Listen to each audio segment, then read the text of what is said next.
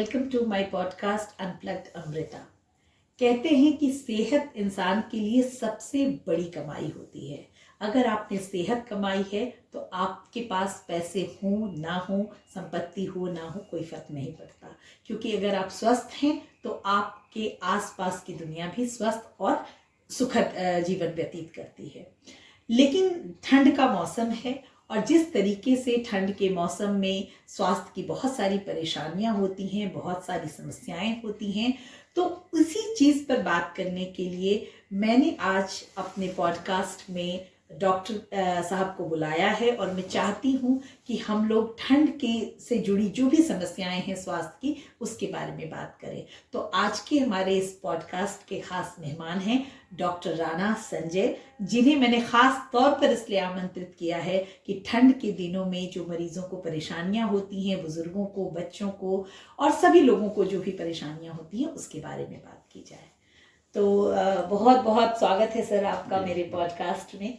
और आज ये बहुत ही ख़ास पॉडकास्ट मैंने जानबूझकर आपके लिए रखा है, क्योंकि मुझे ऐसा लगता है कि इस सीज़न में स्वास्थ्य पर बात करना बहुत ज़रूरी है। तो ठंड की शुरुआत हो गई है और काफ़ी ठंड पड़ने भी लगी है, और हम बिहार में रहते हैं तो हमारे यहाँ ठंडा इस वक्त ही बहुत पड़ता है।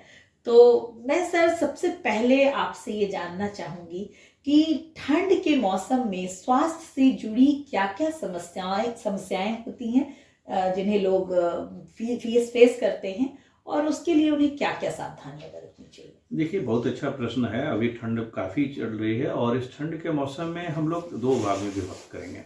अभी ठंड के टाइम में सबसे ज़्यादा बच्चों को जो है, अभी आपका जो बीमारियां ज़्यादा हो रही है, जो आपका जो है आपका जो है निमोनिया है, या उन लोगों को ठंड लगता है फ्लू है, और उसके बाद इन्फ्लुएंजा है, उसके साथ साथ कोल्ड डायरिया है। जो बच्चे आजकल ढंग से कपड़ा नहीं खेलते हैं, उसी समय ठंड लग जाती है और उस समय कोल्ड डायरिया हो जाता है। और गलतियां लोग क्या करते हैं कि लोग सीधे एंटीबायोटिक शुरू कर देते हैं। जब भी कोल्ड डायरिया हो तो पहला काम करें कि घर में ओआरएस का घोल रहता है, जिसको आप अलग अलग ब्रांड का नाम से भी दवाएं आती हैं, इलेक्ट्रॉल पाउडर हम लोग जो मार्केट में बोलते हैं, तो कोशिश करें कि पहला उसको पानी, सुसुम पानी में देना शुरू कर दें, तुरंत ही एंटीबायोटिक जी एंटीबायोटिक बना जाए। क्योंकि लोग के दिमाग में रहता है कि ओआरएस ठंडा होता है, ऐसा कभी नहीं। ओआरएस जो है इलेक्ट्रोलाइट जो है हम लोग का जो बैलेंस जो गड़बड़ होगा उसको ठीक करता है। इस वजह से ओआरएस देना शुरू करें, और उसके साथ साथ आप जो है थोड़ा सा गीला चावल वगैरह दे सकते हैं। जिंक की गोली उसमें जरूरी होती है,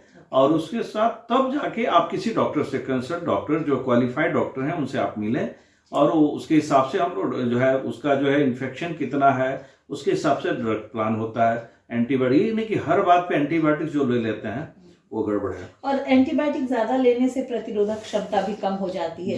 जी, आपके माध्यम से मैं बताना चाहूंगा कि आजकल लोग क्या करता है कि हमारे पास जो पेशेंट आते हैं तो हम लोग को बोलते हैं कि वे सर नॉर्मल मेडिसिन खा लिए। कोई नॉर्मल मेडिसिन नहीं होता है। जब भी आप एबनॉर्मल होते हो तब वो दवा दी जाती है, और आप उसमें एस शेड्यूल की दवाएं होती हैं। एस शेड्यूल एंटीबायोटिक्स है जो आप ऐसे नहीं बेचा जा सकता। दुर्भाग्य है कि दवाखाना में ऐसे लोग दे देते हैं और लोग अपने सेल्फ मेडिकेशन करना शुरू कर देते हैं। कभी नहीं करना चाहिए। और एस शेड्यूल की जितनी भी दवाएं हैं, रजिस्टर्ड मेडिकल प्रैक्टिशनर जो एमबीबीएस किए हुए हैं उनके ही प्रिस्क्रिप्शन से दवा देना होता है।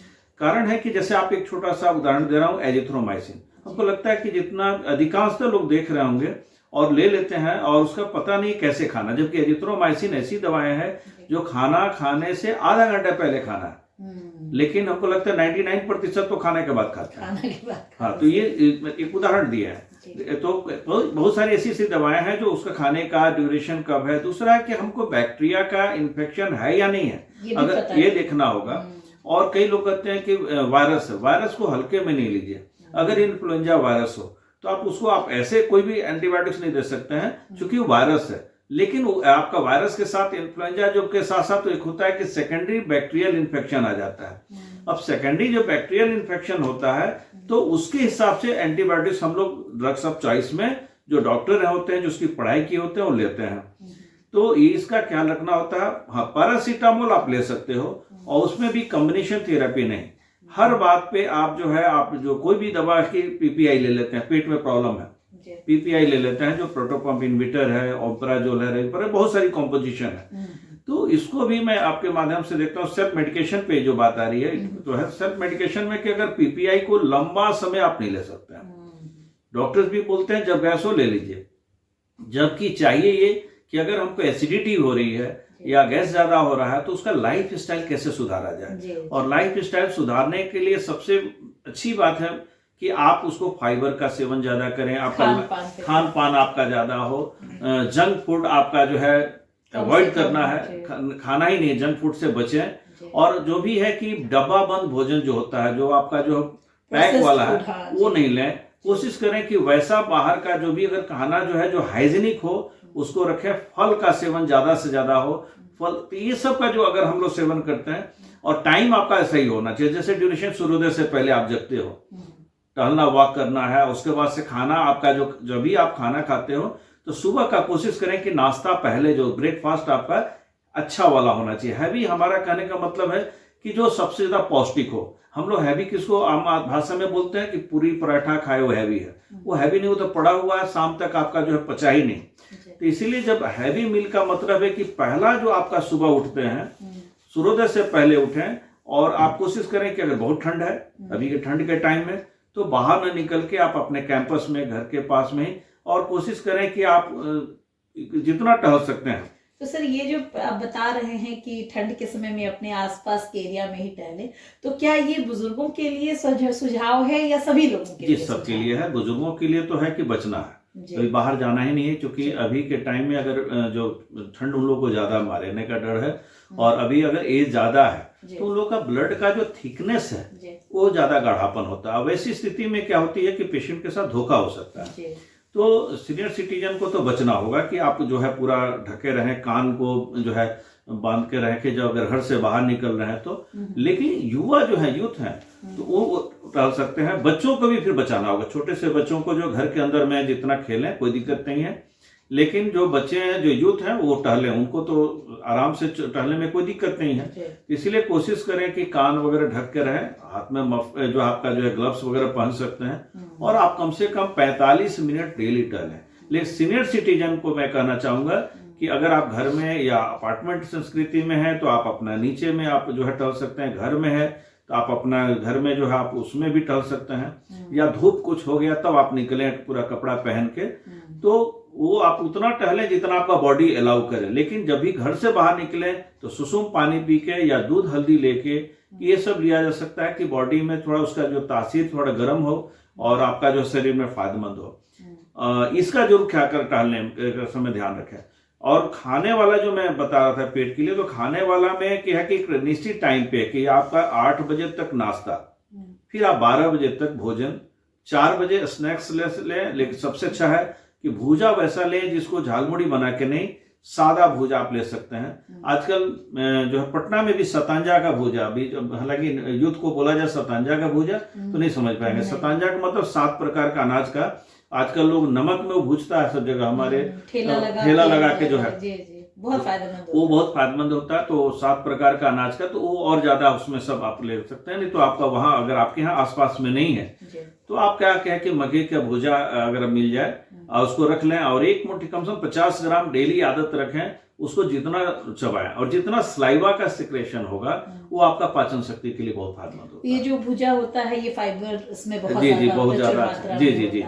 और उसको जितना आप चबाएंगे, एक तो आपका जबड़ा का एक्सरसाइज होता ही है, उसके साथ साथ जो है आपका लार जो है वो जितना निकलेगा उसको जो है उसको मिल्ट करेगा, तो आपका पाचन शक्ति को भी बहुत अच्छा करता है। एक और चीज जो ठंड के दिनों में बहुत मिलती है, मूंगफली। तो मूंगफली का सेवन करना ठंड के दिनों में कितना फायदेमंद होता है? मूंगफली का है कि आप सेवन करना है, कोई दिक्कत नहीं है, लेकिन आप ज्यादा मात्रा में नहीं ले सकते हैं। सीनियर सिटीजन अगर हैं और आप मूंगफली है, बादाम वगैरह है ले रहे हैं, तो उसमें का कोलेस्ट्रॉल आपका आपका जो है कोलेस्ट्रॉल जो है अब बढ़ सकता है। तो इसका ख्याल रखें कि उसमें जो है थोड़ा सा लिया जा सकता है, नहीं कि बस उसी पर अगर डिपेंड है तो दिक्कत होगा।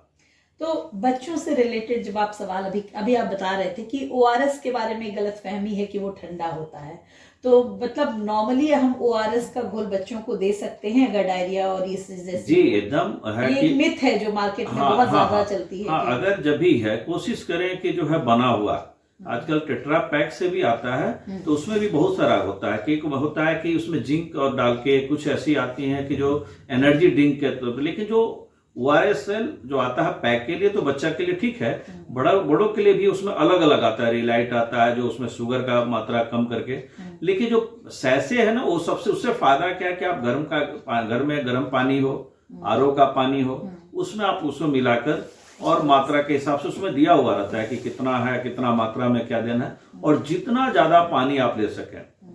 आपको ठंड भी अगर मार दे इस समय बच्चों को या किसी को भी, और उस समय क्या होता है कि पहला होता है कि जो ठंड आता है तो जो है शिवरिंग होना शुरू हो जाता है। किसी किसी का जो लगेगा कि डल हो जाएगा, लगेगा कि उसके शरीर में कोई शक्ति नहीं रह गई है, उसकी पूरी शक्ति निचोड़ ली गई है। तो ये वैसा जब भी आपके पास है, घबराए नहीं।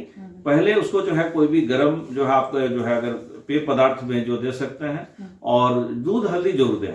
हल्दी अगर आपके यहाँ कच्चा वाला हल्दी मिले तो ज्यादा बेटर है, अगर वो नहीं मिलता है तो घर में जो हम लोग यूज करते हैं वो भी हल्दी उसको बॉइल्ड कर दें। अगर डायबिटीज नहीं है तो आप गुड़ उसमें डाल सकते हैं और उसको बॉइल्ड करके उसको दीजिए, सिप सिप करके उसको पीना है। ORS उसके बाद देते रहें कि उसके बॉडी का जो पानी जितना निकल गया है वो पानी लेके सुसुम पानी में ही डाल के उसको दिया जाए। इसको जो है, और उसके साथ बी कॉम्प्लेक्स आपका जो है आपको रखें। ताजी जो ठंड मार दी जो है, जो कोल्ड एक्सपोजर की बात मैं कर रहा हूँ उसका रखें, और आपका जो है पूरा जो है हाथ पैर ढके रहें। और आपके यहाँ अगर बाहर में आग जलाने का व्यवस्था है तो आप वो करें, जैसे ओपन जिसके पास है, और जिसके घर में आपका जो सारा सुविधा है तो उसको आप ये कर सकते हैं। एक और सवाल है बच्चों के लिए। सर, बच्चों में निमोनिया बहुत ज्यादा इस समय होता है, तो घरेलू तरीके से निमोनिया से बचाव के लिए क्या क्या, जैसे पहले मुझे याद है हमारी नानी दादी गाय का घी लगाने की सलाह देती थी कि पुरानी गाय का, तो वो चीजें घरेलू क्या क्या हम कर सकते हैं? घरेलू में है तो वही है कि आपका घर का जो, जैसे आप सूप वगैरह बनाते हैं जी, तो कोशिश करें कि घर का अपना बनाए। कोई जरूरी नहीं कि मार्केट का हम लाएंगे, हम लोग कई अलग अलग ब्रांड का आता है, वो चीज नहीं। आप अपना से घर से जैसे भी बना सकते हैं। जितनी सब्जियां बची हैं उसको बॉइल करके, उसको क्रश करके, उसको वो सब लें कि जिसमें उसका जो है शरीर में आपको जो है न्यूट्रिशन आपको मिलता रहे। दूसरा, बच्चा को ये वाला जो छाती वाला जो भाग है इसको ओपन नहीं रहने दे, क्योंकि ज्यादा उसी में ज्यादा ठंडा उस लोग को लगेगा। तो ये जरूर रखें, और बच्चों को देखते रहें कि खाना टाइम टाइम पे वो देते रहें, पानी आप उनको देते रहें, और कोशिश करें कि खाना आपका जब भी हो तो गर्मा गर्म उनको देते रहें। और उसके बाद भी अगर निमोनिया अगर उनको होता है तो हम लोग कई बार जो है आपका जो है स्टीम करा सकते हैं, जो घर में अपना होता है विक्स वगैरह जो है उसका लंग्स पे लगा के उसको किया जा सकता है। और बहुत सारी दवाएं भी आती हैं उसको जो है करके, जो है आपका जो है कार्बन प्लस और बहुत सारी जो है, ये बहुत छोटा बच्चा उतना स्टीम नहीं कर सकता है। तो इसके लिए है कि आपको बस वही वो कोशिश करें कि पहले उसको बॉडी को गरम करें, या लहसुन पका के, सरसों का जो है लहसुन तेल भी एक बड़ा, हाँ वो किया जा सकता है। उसका तलवा वगैरह में जो है, और पीठ में उसके शरीर में जो रखे कि उसके शरीर में जो है ठंड को थोड़ा सा टाने। और उसके बाद से क्या करें कि समय पर डॉक्टर से दिखा लें। अगर समय पर डॉक्टर से दिखाते हैं तो उसको फिर आपको नेबुलाइजर करने की जरूरत नहीं पड़ेगी, और ज्यादा सीरियस पेशेंट नहीं होगा। और सिर्फ ये एक तो बच्चों की बात हुई, मैं चाहूंगी कि ये भी आप बताएं कि बुजुर्गों को इस समय बहुत सारी सावधानियां बरतनी होती हैं, क्योंकि लगातार उनको ब्रेन स्ट्रोक, हार्ट अटैक वगैरह की समस्याएं होती हैं। तो बुजुर्गों के लिए आपकी क्या सुझाव है, उनको क्या क्या समस्याओं का सामना करना पड़ता है और उन्हें कैसे इस समय रखना चाहिए? बहुत अच्छा प्रश्न है। अभी के टाइम में हम लोग पहले देखेंगे कि अभी के टाइम में दोनों आ रहा है, कार्डियक अरेस्ट भी आ रहा है और हार्ट अटैक का भी है, ब्रेन स्ट्रोक का, और दोनों में अंतर है, ये बात लोगों को समझ ये नहीं समझ पाता है लोग। आपका जो हम लोग जो पहले से ब्लड प्रेशर है और आपको ध्यान पता नहीं कि होता क्या है कि लोग अपना जो हेल्थ कैंप कहीं भी लगता है तो उस पर लोग उसको ज्यादा सीरियसली लेने लेता है, या अपने स्वास्थ्य के प्रति लोग जागरूक नहीं होते हैं। ज्यादातर कोशिश करते हैं कि एक पैकेज होता है उसमें जांच करा लिया, खुद समझ लिया, बात खत्म। आप कभी भी जब भी ऐसा हो तो किसी भी डॉक्टर से, आपका क्वालिफाइड डॉक्टर से संपर्क करें, और जब जांच जो होता है तो उनके हिसाब से, क्योंकि आपको पैकेज चाहिए, तो पैकेज में आपके बॉडी के हिसाब से, आपके उम्र के हिसाब से क्या चाहिए उसके हिसाब से इन्वेस्टिगेशन होता है, और वो इन्वेस्टिगेशन के हिसाब से दवाएं लिखी जाती है। लेकिन ज्यादातर लोग क्या करते हैं कि उसमें देख लिए, लेकिन आपका ब्लड में तो आपका हो सकता है सही रहा, लेकिन अगर हमारा पैकेज में छोटा सा लेते हैं कि उस पैकेज में रीनल है और हमें चाहिए आपका जो है आपका जो रिस्पायरेटरी से रिलेटेड ज्यादा चाहिए, तो उसमें है नहीं, तो पेशेंट को क्या होगा कि पता धोखा हो जाता है। अगर देखा जाए तो पैकेज बाजारवाद का एक हिस्सा है। जी पूरा और वो आजकल बहुत ज्यादा फैशन में है। क्या करता है लोग कि कोलेस्ट्रॉल जांच करा लिए, और कोलेस्ट्रॉल आपका बैड कोलेस्ट्रॉल एलडीएल कोलेस्ट्रॉल है, ट्राइग्लिसराइड्स है, तो इसका तो किया नहीं कहेंगे मेरा कोलेस्ट्रॉल ठीक है, आपका ट्राइग्लिसराइड गड़बड़ है, एलडीएल कोलेस्ट्रॉल गड़बड़ है, तो वैसी स्थिति में कि वेसल्स में प्लग्स बन जाता है। जैसे एक छोटा सा भाषा में बोलेंगे कि हम लोग वॉशरूम होता है, बाथरूम होता है,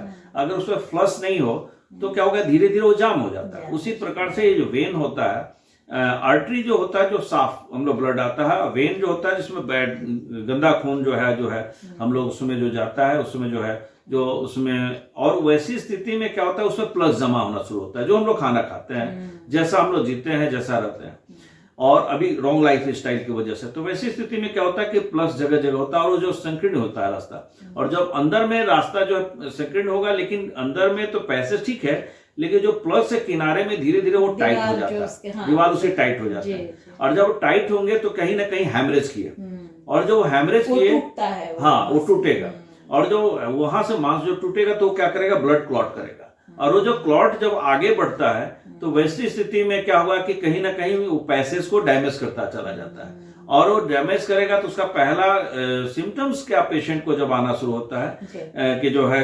जो जाएगा तो पेशेंट चल रहा है तो कहेगा थक रहे हैं, या खांसी आ रही है तो ठीक ही नहीं हो रहा है। एक और है कि कितना तो ये सब एकदम अचानक से होगा या धीरे धीरे पहले से होता है। अच्छा। कि अगर आपको खांसी जो आप हो रही है, आपको ये हम कार्डियक अरेस्ट की बात बता रहे हैं, जो खांसी आपको बार बार हो रही है, चेस्ट में आपको जो है लग रहा है हैवी है, वीकनेस है, उल्टी जैसा मन है, और उसके साथ साथ कभी कभी लग रहा है कि थोड़ा सा चल रहे हैं आप थक जा रहे हैं, तो इसको आप हल्के में नहीं लीजिए। कई बार होता है कि ईसीजी कराया जाता है, ईसीजी में आता है, कई बार ईसीजी में नहीं आता है, तो हम लोग आगे का और भी टेस्ट उसको कराते हैं। लिपिड प्रोफाइल मस्ट होता है कि लिपिड प्रोफाइल में हम लोग देखते हैं क्या है, तो वैसी स्थिति में जो प्लग्स जा रहा है तो उसके हिसाब से दवाएं बदल जाती हैं, उसके दवाएं दी जाती है, स्टेटिन दी जाती है। या कई बार होता है कि एक्सरे हम लोग कराते हैं और एक्सरे में देखते हैं कि हार्ट का साइज बड़ा होता गया, जिसको हम लोग कार्डियोमेगाली वर्ड यूज करते हैं, तो वो हो गया। दूसरा है कि ये वाला जो मेरा स्टेरनम है ये हार्ट का यहाँ होगा, लेकिन कई बार किसी किसी का जो है 1000 में एक आपका जो हार्ट का जो अलग साइड में होता है, जिसको डेक्स्ट्रोकार्डिया हम लोग बोलते हैं, आपका हार्ट का इधर।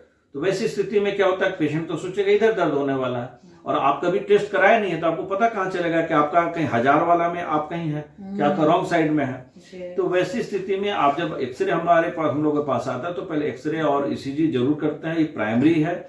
और वैसी स्थिति में है कि खांसी अगर ठीक नहीं हो रहा है और लग रहा है कि आप खांसी और कहीं कार्डियोजेनिक अस्थमा हो और आप खांसी की इलाज करा रहे हो, तो आपके साथ धोखा हो जाएगा। तो ये पर्टिकुलर कोई एज है सर कि ऐसा होना, बुजुर्गों में खास करके या किसी भी एज में? नहीं, किसी कार्डियोमेगाली तो ज्यादातर होता है जो स्मोकिंग करते हैं। ओके। दूसरा है कि पहले से उनको जो है कोई नशा पान है और उसके साथ है कि उनका रॉन्ग लाइफ स्टाइल है। ये तो किसी भी एज में, किसी एज में हो सकता है, यूथ को भी हो सकता है। तो वैसे जो वैसे हाँ बच्चों को नहीं होता है, बहुत कम केसेस में देखा जाता है। तो वो चीज जब आपका जो पहले से रह रहा है और आप ध्यान नहीं दे रहे, तो उसमें क्या करता है कि उसमें ऑक्सीजन जो है हम लोग का हार्ट का जो 4 चैम्बर है, ये पता होना चाहिए। तो 4 चैम्बर का काम है, आपका ब्लड जाता है, ब्लड जो है टिश्यू है कनेक्टिव, और उसका काम है कि पोषक तत्व और ऑक्सीजन को सप्लाई करना। लेकिन क्या हो रहा है कि जब उसमें कहीं भी अगर वैसे में गड़बड़ है और क्लॉट जो हम बता रहे हैं कि जाके जमा हो रहा है, तो वैसी स्थिति में पेशेंट के साथ होगा कि वो दिक्कत उसको होने लगेगा कि जो सांस लेने में सफोकेशन महसूस कर रहा है, स्वेटिंग महसूस कर रहा है, उसको अच्छा महसूस नहीं कर रहा है, रात में सोया हुआ तो लगता है कि वो बेचैन होकर उठ के बैठ जाएगा।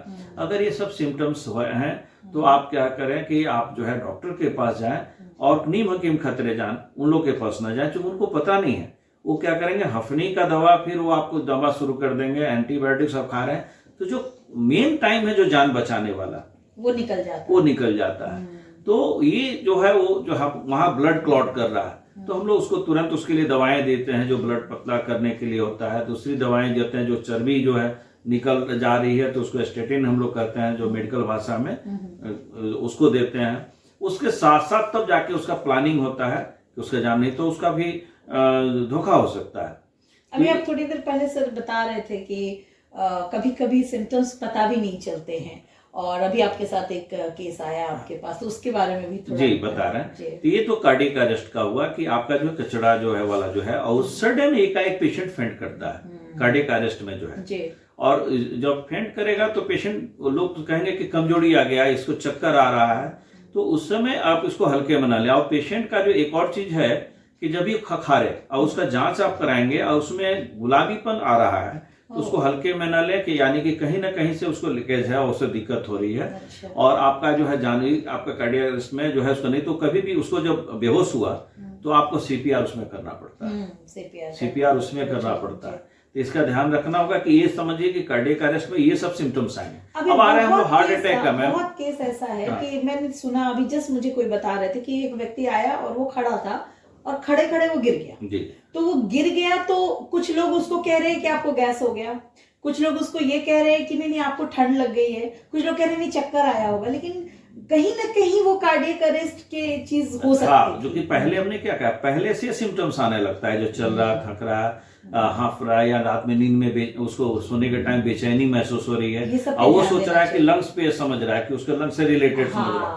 कारण है कि जब हार्ट का साइज जो बढ़ेगा वो तो आपका लंग्स पे तो प्रेशर करेगा, जब प्रेशर करेगा तो एडिमा जिसको हम कहते हैं या स्वेलिंग आपका होना शुरू हो जाएगा। तो ये चीज को हल्के में नहीं लेना होगा। अब हम लोग आते हैं कि हम एक घटना बता रहे हैं हार्ट अटैक का। दोनों में अंतर देखिए, पहले हमने वो बताया हार्ट अटैक में क्या होता है कि पेशेंट को सडन होता है। हाँ, इसमें पहले से सिम्टम दे रहा था कि आपको सांस लेने में कठिनाई हो रही थी, आप एकाएक बेहोश हो गए आप। लेकिन उसमें बेहोश नहीं हुआ होता है, उसमें आया पेशेंट, एक दिन आया पेशेंट और चल रहा, तो उसमें होता क्या है कि उसमें भी वही है कहानी। तो उसमें है कि आपका, इसमें है कि ब्लड का क्लॉटिंग हो रहा था, इसमें प्लग्स जमा हो रहा है। अब प्लग्स जमा हो रहे हैं और आपको पेशेंट को पता नहीं है। वही है कि उसमें आप स्मोकिंग ज्यादा कर रहे हैं, किसी भी प्रकार का धूम्रपान ज्यादा कर रहे हैं, नशापान ज्यादा कर रहे हैं, स्ट्रेस ज्यादा है, अभी के टाइम में तनाव ज्यादा ले रहे हैं, और शायद वो भी बहुत बड़ा कारण है। तो आपका तनाव अगर ज्यादा मात्रा अगर ज्यादा ले रहे हैं तो आपका ब्लड प्रेशर बढ़ेगा, और ब्लड प्रेशर का जो बढ़ेगा तो कहीं ना कहीं नुकसान करेगा। उसके साथ साथ नींद पूरी नहीं ले पा रहे हैं लोग।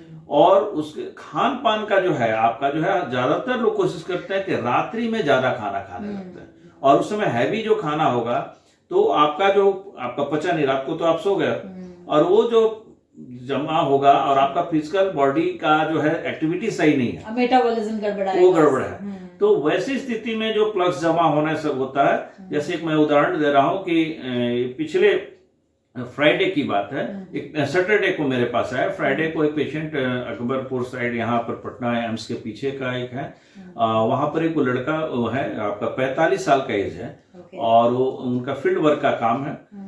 पहले से कोई उनके हिसाब से, पेशेंट के हिसाब से, हालांकि कि कोई सिम्टम, पहले से दवा नहीं खाते थे, सब ठीक था। और वो एक हॉस्पिटल जाते हैं फ्लोरिडा, वहां दिखाते हैं, वो लोग देखते हैं, तो उसके बाद वो लोग बोले कि भाई एक पेन किलर दिए कि उनके बैक साइड में।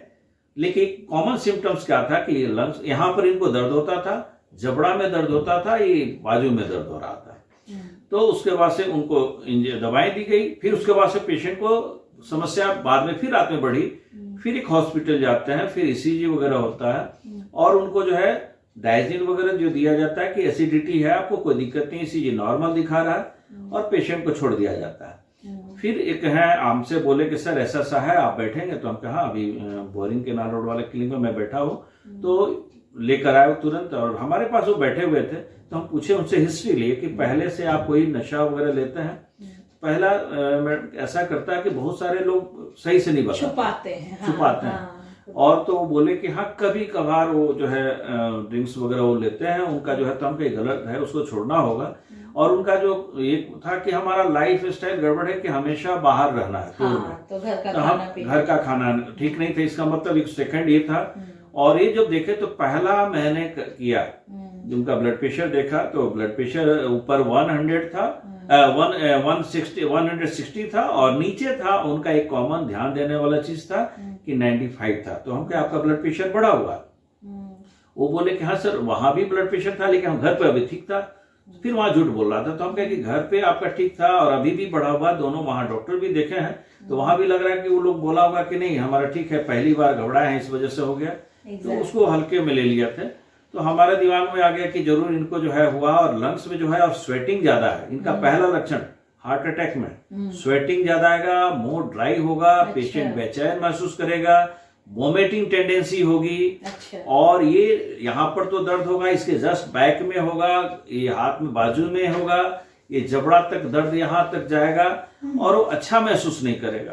तो जो ये सारा सिम्टम्स जब मैं देख रहा था तो मुझे लगा कि हाँ इनको है। तो पहला मैंने क्या किया कि एस्टेटिन और ब्लड का जो एंटीप्लेटलेट के लिए जो है हमारे पास था डिस्प्रिन, हम क्या पानी में दो, इसको तुरंत आप इसको पीजिए। पहला काम जो है उसको मैंने किया। और उसके बाद से कहा कि एक एक्सरे कराइए।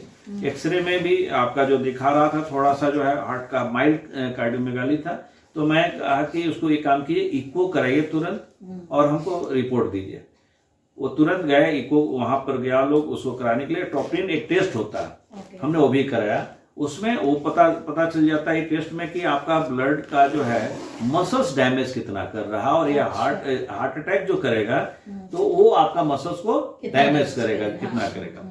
तो तुरंत उसको आ जाता है, ब्लड का रिपोर्ट में आता है। इको में बताया तो उसके उनका पूरा लंग्स में प्रॉब्लम था। इको का जो काम है वो स्क्रीनिंग करता है कि आपका मसल्स जो अभी हार्ट अटैक हुआ या आपका पहले ऐसे ब्लड प्रेशर का प्रॉब्लम है तो आपका हार्ट का मसल्स को कितना नुकसान किया है, या उसका ब्लड का फ्लो वो सही से जा रहा है कि नहीं जा रहा है। तो आपका वो है। उसके बाद एंजियोग्राफी कराया जाता है जो एक बड़े अस्पताल में होता है। और एंजियोग्राफी एक डाई जो है आपका जो वेसल्स के हिसाब से जाता है, और उसका एक पूरा ग्राफ बनाया जाता है जो देखा जाता है कि कितना वेसल्स डैमेज है और कितना ब्लॉकेज है। समझ गए कि नहीं। तो वो जरूरी है। अब पटना में बड़े बड़े अस्पताल में भी है, सरकारी अस्पताल में भी बहुत सारी सुविधाएं हैं। उसको आप उसका तो उसके हिसाब से उसका तुरंत हुआ, आगे बढ़ा और उसका ऑपरेशन अभी लाइव है और बच गए। अगर वही थोड़ा सा लेट और किए होते तो उनके साथ धोखा हो सकता था। आपने 3-4 सिम्टम्स बताए। एक तो जॉ में पेन होगा, बैक में और सामने छाती में पेन होगा, बाजू में वो ये जो लेफ्ट हैंड साइड है उसमें फील होगा। जी जी। और तो ये जो सिम्टम्स हैं ये सब कितना ड्यूरेशन के अंदर आएगा कि लगातार रहेगा? वो आपका लगातार रहेगा। और उन संजोग था कि उनको जो रात में आया था ना वो हार्ट अटैक कर चुका था, लेकिन वो बच गया। अच्छा। मौका नहीं देता उसका शुरुआत में। जब भी अगर आपके माध्यम से मैं बताऊंगा कि अगर ऐसा हो तो आपके पास पहला तो काम कहीं भी आसपास में कोई पहले उनका ब्लड प्रेशर आप चेक कराते हैं। बीपी फ्लक्चुएट कर सकता है, ये भी समझिए। दूसरा है पेशेंट का जब ये सारा सिम्टम्स आ रहे हैं, ब्लड प्रेशर थोड़ा सा ऐसा है और वो आपका उनको आपको पीपीआई गैस की दवा वो लोग दिए हुए था, उसके बाद भी प्रॉब्लम है। तो ये कॉमन है कि आपके घर में अगर इतना दवा आप नहीं जानते हो तो आपका जो है हम लोग सॉर्बिट्रेट एक आती है, दवा आती है। मैं अभी आपसे वही सवाल करना चाहता हूं। तो सॉर्बिट्रेट आप 5 mg वो रहता है, उसको आप घर में इमरजेंसी के लिए है। डिस्प्रिन दर्द की दवा ऐसे भी घर में रहता है, तो डिस्प्रिन आप पानी में डालें या तुरंत उनको पिला दें। डिस्प्रिन आपका पेन किलर भी है और दूसरा है कि ब्लड का क्लॉट को वो रोकता है। तो आपके पास कम से कम थोड़ा सा टाइम हाथ में बच जाता है। उसके बाद से फिर आप ओपीडी में नहीं जाए, आप कोई साधन सुविधा अस्पताल जहां पूरा सुविधा हो वहां तुरंत भागे। पहले आपके नजदीकी अस्पताल जहां पर सुविधा हो और वहां भाग उससे, क्योंकि फिर आप उसके बाद से आप कहीं हो जाए। क्योंकि उसके बाद आप कितना लोग फैसला करने में जो टाइम लग जाते हैं तब तक उसका जान आप आए दिन देखते होंगे कि जो है जो बैठा हुआ है और वो आदमी कोलैप्स कर गया वो, लेकिन उसको देखिएगा एक सिम्टम्स।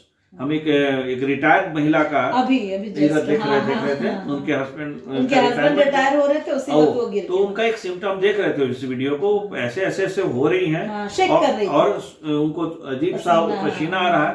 तो इसको हल्के में नहीं लेना चाहिए था। उन लोगों को पहला तो काम करना चाहिए था कि तुरंत पहले उसको इग्नोर, पहले वो लोग ध्यान नहीं दिया और वो टाइम ध्यान नहीं दिया सर। और दूसरी क्या गलती हो जाती है ना, पानी लाओ और पानी पिलाने के चक्कर में कि चक्कर आ गया और गिर गई। चक्कर अक्सर मैंने सुना है इस तरह की। तो ये पहला ये आ गया। तो इसलिए अच्छा सीपीआर ऐसा चीज है कि कोई जरूरी नहीं कि क्वालिफाइड डॉक्टर की जरूरत है, वो हर कोई आप सीख सकता है। और अभी हम लोग ट्रेनिंग भी सर उसकी कराए जा रहे हैं। इसीलिए सीपीआर सब जरूर सीखना चाहिए। और डिस्प्रिन घर में इमरजेंसी में डिस्प्रिन जरूर रहना चाहिए और एक सॉर्बिट्रेट जरूर रखना चाहिए कि अगर ब्लड प्रेशर आपका बढ़ा हुआ और ये सारा सिम्टम्स आ रहे हैं तो डिस्प्रिन तो पानी में सॉर्बिटेट तो सर जीभ के जी इसमें सबलिंगुअल उसको हम लोग बोलते हैं। ओके। ये जो टंग ऐसे किए तो उसके नीचे में वहां रखेंगे और टंग से जो रखेंगे, और उसके बाद से जितना जल्द से आप किसी नजदीकी वहां जो हॉस्पिटल आप जो है आपके पास लेके भागे, और आप अपने जो फैमिली डॉक्टर हैं उनका जो उनसे भी आप कांटेक्ट कर सकते हैं। लेकिन हॉस्पिटल आपका फिर क्या गलती लोग क्या करता है कि ओपीडी में जाते हैं और फिर उसको बुलाएंगे डॉक्टर साहब घर आके आइए। वो घर आने में जो आपका जो टाइम आप लगाने वाले हैं उससे बेटर है वो पेशेंट का जो है, क्योंकि वो आप भी जाएंगे तो कुछ नहीं कर पाएंगे क्योंकि उनके पास वो सारी सुविधा नहीं है कि वो कुछ ओपीडी में। तो ये हम एक तो सर ये कार्डियक अरेस्ट की बात जो हम लोग कर रहे हैं और हार्ट अटैक की बात कर रहे हैं तो बहुत ज्यादा बढ़ गया है। मतलब अब कोई एज भी लिमिट नहीं रहा। अगर देखा जाए तो 30 साल 35 साल पर किसी को भी हो रहा है और वो मतलब उनकी मौत हो जा रही है।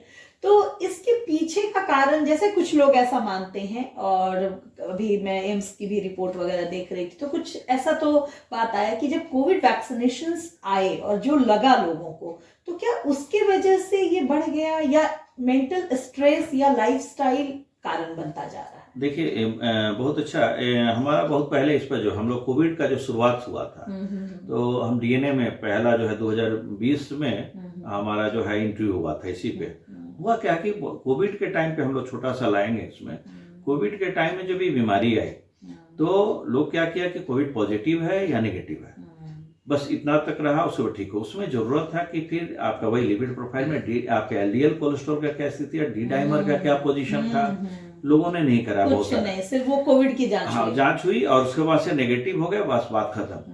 अब आपका वो लंग्स कितना डैमेज है या नहीं तो आपका डी डाइमर गड़बड़ है, तो डी डाइमर है तो आपका और उसका एलडीएल कोलेस्ट्रॉल आपका बढ़ा हुआ है तो हम या घटा हुआ जो भी है आपका वो बैलेंस उसका सही नहीं है। तो वैसी स्थिति में हम लोग देखते हैं कि क्या ब्लड का थिकनेस, थिन और थिक दोनों अंतर हो, तो थिकनेस अगर उसका ज्यादा है तो कभी भी स्ट्रोक हो सकता था। उस समय हमने बताया, उसमें हमारा इंटरव्यू में था इस बात को, लोग ध्यान नहीं दिए क्योंकि उसमें हम लोग को देना था इकोस्प्रिन वगैरह और ब्लड को पतला, लेकिन उस समय अगर हम लोग इसको बोलते तो लोग गलती, वही हमने क्या किया जिथ्रोमाइसिन जो हमने कहा कि उसको खाने के लिए जो है उसका नियम था डॉक्टर से राय लेके, लेकिन लोग क्या कि स्वतः अपने डॉक्टर हो गए और उसका जो इसका अभी हम लोग सेल्फ मेडिकेशन पर भी बात अभी भी इसीलिए हमने शुरुआत वहां से किया कि बाद में कहानी आएगी। तो वो जो दवा का जो सही यूज कैसे करना है उसको पता नहीं हुआ। अब है कि हम लोग जो ये जो कोविड के बाद से जो हुआ है तो वही कितना लोग का ब्लड का थिकनेस क्या है वो टेस्ट हो नहीं रहा, लोग करा नहीं रहे। वैक्सीनेशन की वजह से कुछ हुआ? नहीं, वैक्सीनेशन से नहीं है, वैक्सीनेशन से इसीलिए मैं नहीं कहूंगा क्योंकि मैं उस समय जो हम लोग शुरुआत में ट्रायल था तो मैं वैक्सीन लिया था, पूरे फैमिली हम लोग लिए हुए थे शुरुआत में। तो जो वॉरियर कोविड था, चूंकि हम ऑनलाइन नहीं बल्कि ऑफलाइन लगातार मेरा क्लिनिक खुला था, फर्स्ट वाला में भी सेकंड वाला में भी, और आप लोग का दुआ से ऑनलाइन भी हम लोगों ने कई प्रोग्राम ऑनलाइन तो हाँ ऑनलाइन भी हमने देखा, लेकिन ऑफलाइन भी हमारा क्लिनिक लगातार मैंने पेशेंट देखा। और कोविड से मैं ग्रसित, उसका कारण था कि आज भी उस समय जो एक डिस्टेंस होता है वो मेंटेन करना होता था और वो मैंने किया।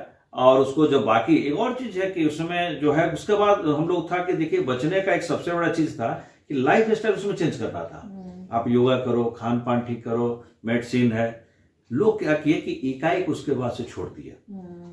जैसे हम लोग अगर हाथ को सैनिटाइज कर रहे हैं तो हम लोग आज भी, अभी हमारे पास पेशेंट आते हैं तो थोड़ा सा डिस्टेंस आप रख लीजिए, खांस रहे हैं तो ठीक है आप सैनिटाइजर देते हैं तो पेशेंट का सर अभी भी कोविड का डर है क्या? नहीं, हम कहें कोविड नहीं, ये तो नॉर्मल ये नॉर्मल है कि हमारी हैबिट में होना चाहिए, लेकिन हम लोग क्या किए उसको हैबिट में से हटा दिए और फिर रॉन्ग लाइफ स्टाइल शुरू हो गया। दूसरा है रॉन्ग लाइफ स्टाइल जब होगा, भाग दौड़ की जिंदगी जब होगी तो वो आपका ब्लड में आपका जो है शरीर को नुकसान करेगा। और अब कहिए कि कुछ एक जैसे कथक करते हुए बच्ची का हुआ, अब देखे होंगे तो कहेंगे वो कौन सा उसका रॉन्ग है, जो है आपका कश्मीर की थी बच्ची थी जो एकाएक करते में गिर गई। उसका कारण है देखेंगे कि बहुत सारे बच्चे आजकल खान पान में न्यूट्रिशन की कमी उन लोग का रहती है। खान पान में बस पेट भर देना है, कहीं बहुत सारे गार्जियन भी गड़बड़ करते हैं कि हाँ नूडल्स बना दो, मैगी बना दो, मेरा बच्चा तो बस वो खा लेता है। तो ये चीज गड़बड़ है कि हमको बच्चा को, जो छोटा सा बच्चा को कितना न्यूट्रिशन क्या चाहिए, उसको उसका लाइफ स्टाइल जी रहा है उसमें क्या क्या चाहिए, उसमें डाइटिशियन का बहुत बड़ा रोल होता है। अब तो डाइटिशियन का भी अब देखेंगे मार्केट में आ रहे हैं लोग, उसके बारे में महत्व लोग समझने लगे हैं। तो उसके हिसाब से प्लानिंग होता है आपका शरीर में क्या क्या चाहिए। बच्चे जो स्कूल में जब कोचिंग प्रोग्राम में जा रहे हैं तो उसका एक अलग एक्साइटमेंट होता है कि हमको जाना है, उसका जो है। तो कई बार बच्चे खाली पेट रहता है और खाली पेट खाना ढंग से खाए नहीं, और वो क्या हुआ कि बच्ची एक तो फिजिकल वो एक्सरसाइज ज्यादा की, और वो पानी का जो कमी होगा, डिहाइड्रेशन होगा। जैसे अभी गर्मी, अभी ठंडा का टाइम है और ठंडा में आपका काफी डिहाइड्रेशन होगा, आप ढंग से पानी आप नहीं पी रहे हो तो ब्लड गाढ़ा होगा, और जब गाढ़ा होगा तो हो सकता है कि एक्सपोजर आप वहां पर फेंट कर जाए, और फेंट करें तो कब सीपीआर की जरूरत है, फिर वहां कहानी है। वो बच्ची बहुत देर तड़पती है, वो देखते हैं स्टेज पे उठती है, बैठती है, और उसको लोग समझ नहीं पा रहे, और समझ नहीं, वो सोच रहे हैं कि कोई वैसा एक्ट कर रही है, और वो बाद में कोलैप्स कर जाती है। अगर उसी समय अगर उसको देखा जाता, तुरंत उसको सीपीआर करके हॉस्पिटल भेजा जाता, क्योंकि वही कहानी। शादियों में डांस करते करते लोग गिर रहे हैं। हाँ, शादी वाला में देखिएगा तो पहले उसका जो बॉडी जो है वो मूव करता है, और उसके बाद से वो बैठ जाता है। बैठने के बाद से बाकी लोग, तो उसका पहला तो काम उनका कपड़ा ढीला कीजिए, और वही हम घर में अगर है डिस्प्रिन तो जरूर घर में कॉमन है कि आपका पेन मतलब अगर आपकी सलाह मानी जाए तो हर घर में सॉर्बिटेट और डिस्प्रिन, ये रहना चाहिए, 2 दवाइयां होनी चाहिए। ये होना चाहिए। और आपको जब देखें कि तुरंत ब्लड प्रेशर है या कोई चेक आपका पहले से हिस्ट्री रहा है, जैसे आपको किसी को डायबिटीज है, तो हम लोग जो फॉरेन में बहुत है कि अपना पॉकेट में लिख के रखा रहता है कि इनको डायबिटीज है। अब कहिए कि इसका क्या फायदा है।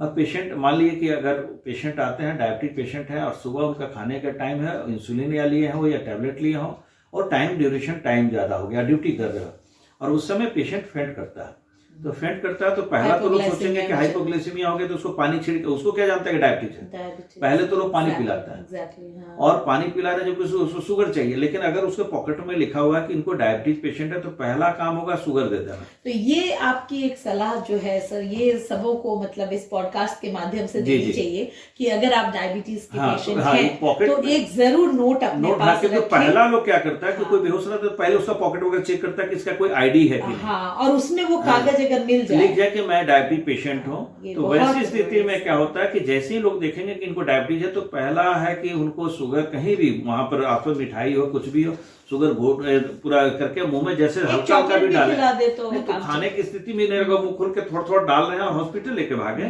तब तक वो कुछ उसका जान बच सकता है।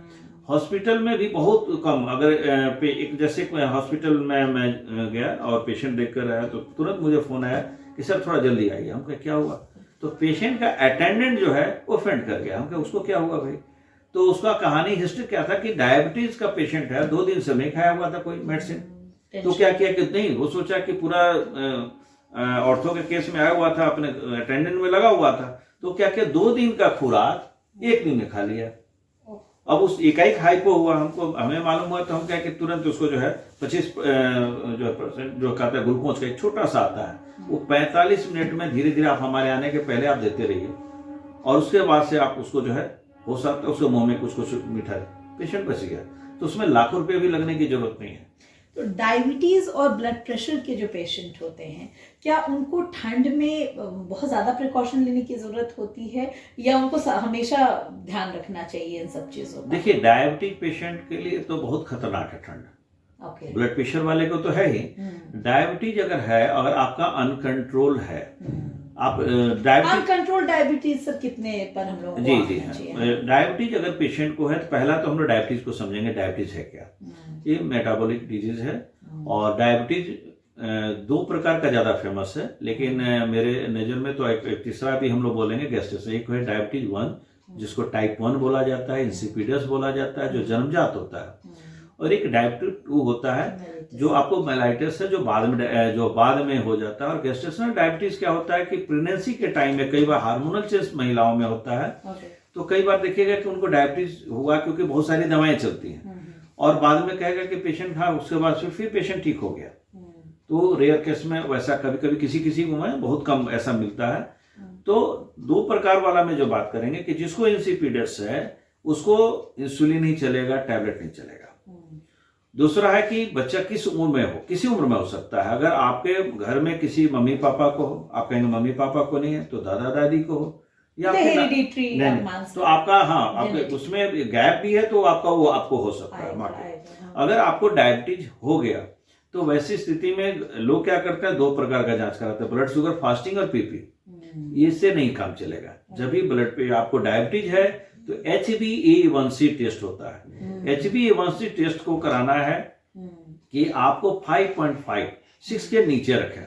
अगर 5.5 है तो आप सोचिए कि आप नॉन डायबिटीज है, लेकिन 6 से ऊपर अगर आप जा रहे हैं तो आपको 6 और 6.5 के करीब में आप ऐसे आ रहे हैं तो आपको जो है इन्विटेशन दे रहा है प्री डायबिटीज, आम भाषा में हम लोग बोलेंगे वो प्री डायबिटीज है।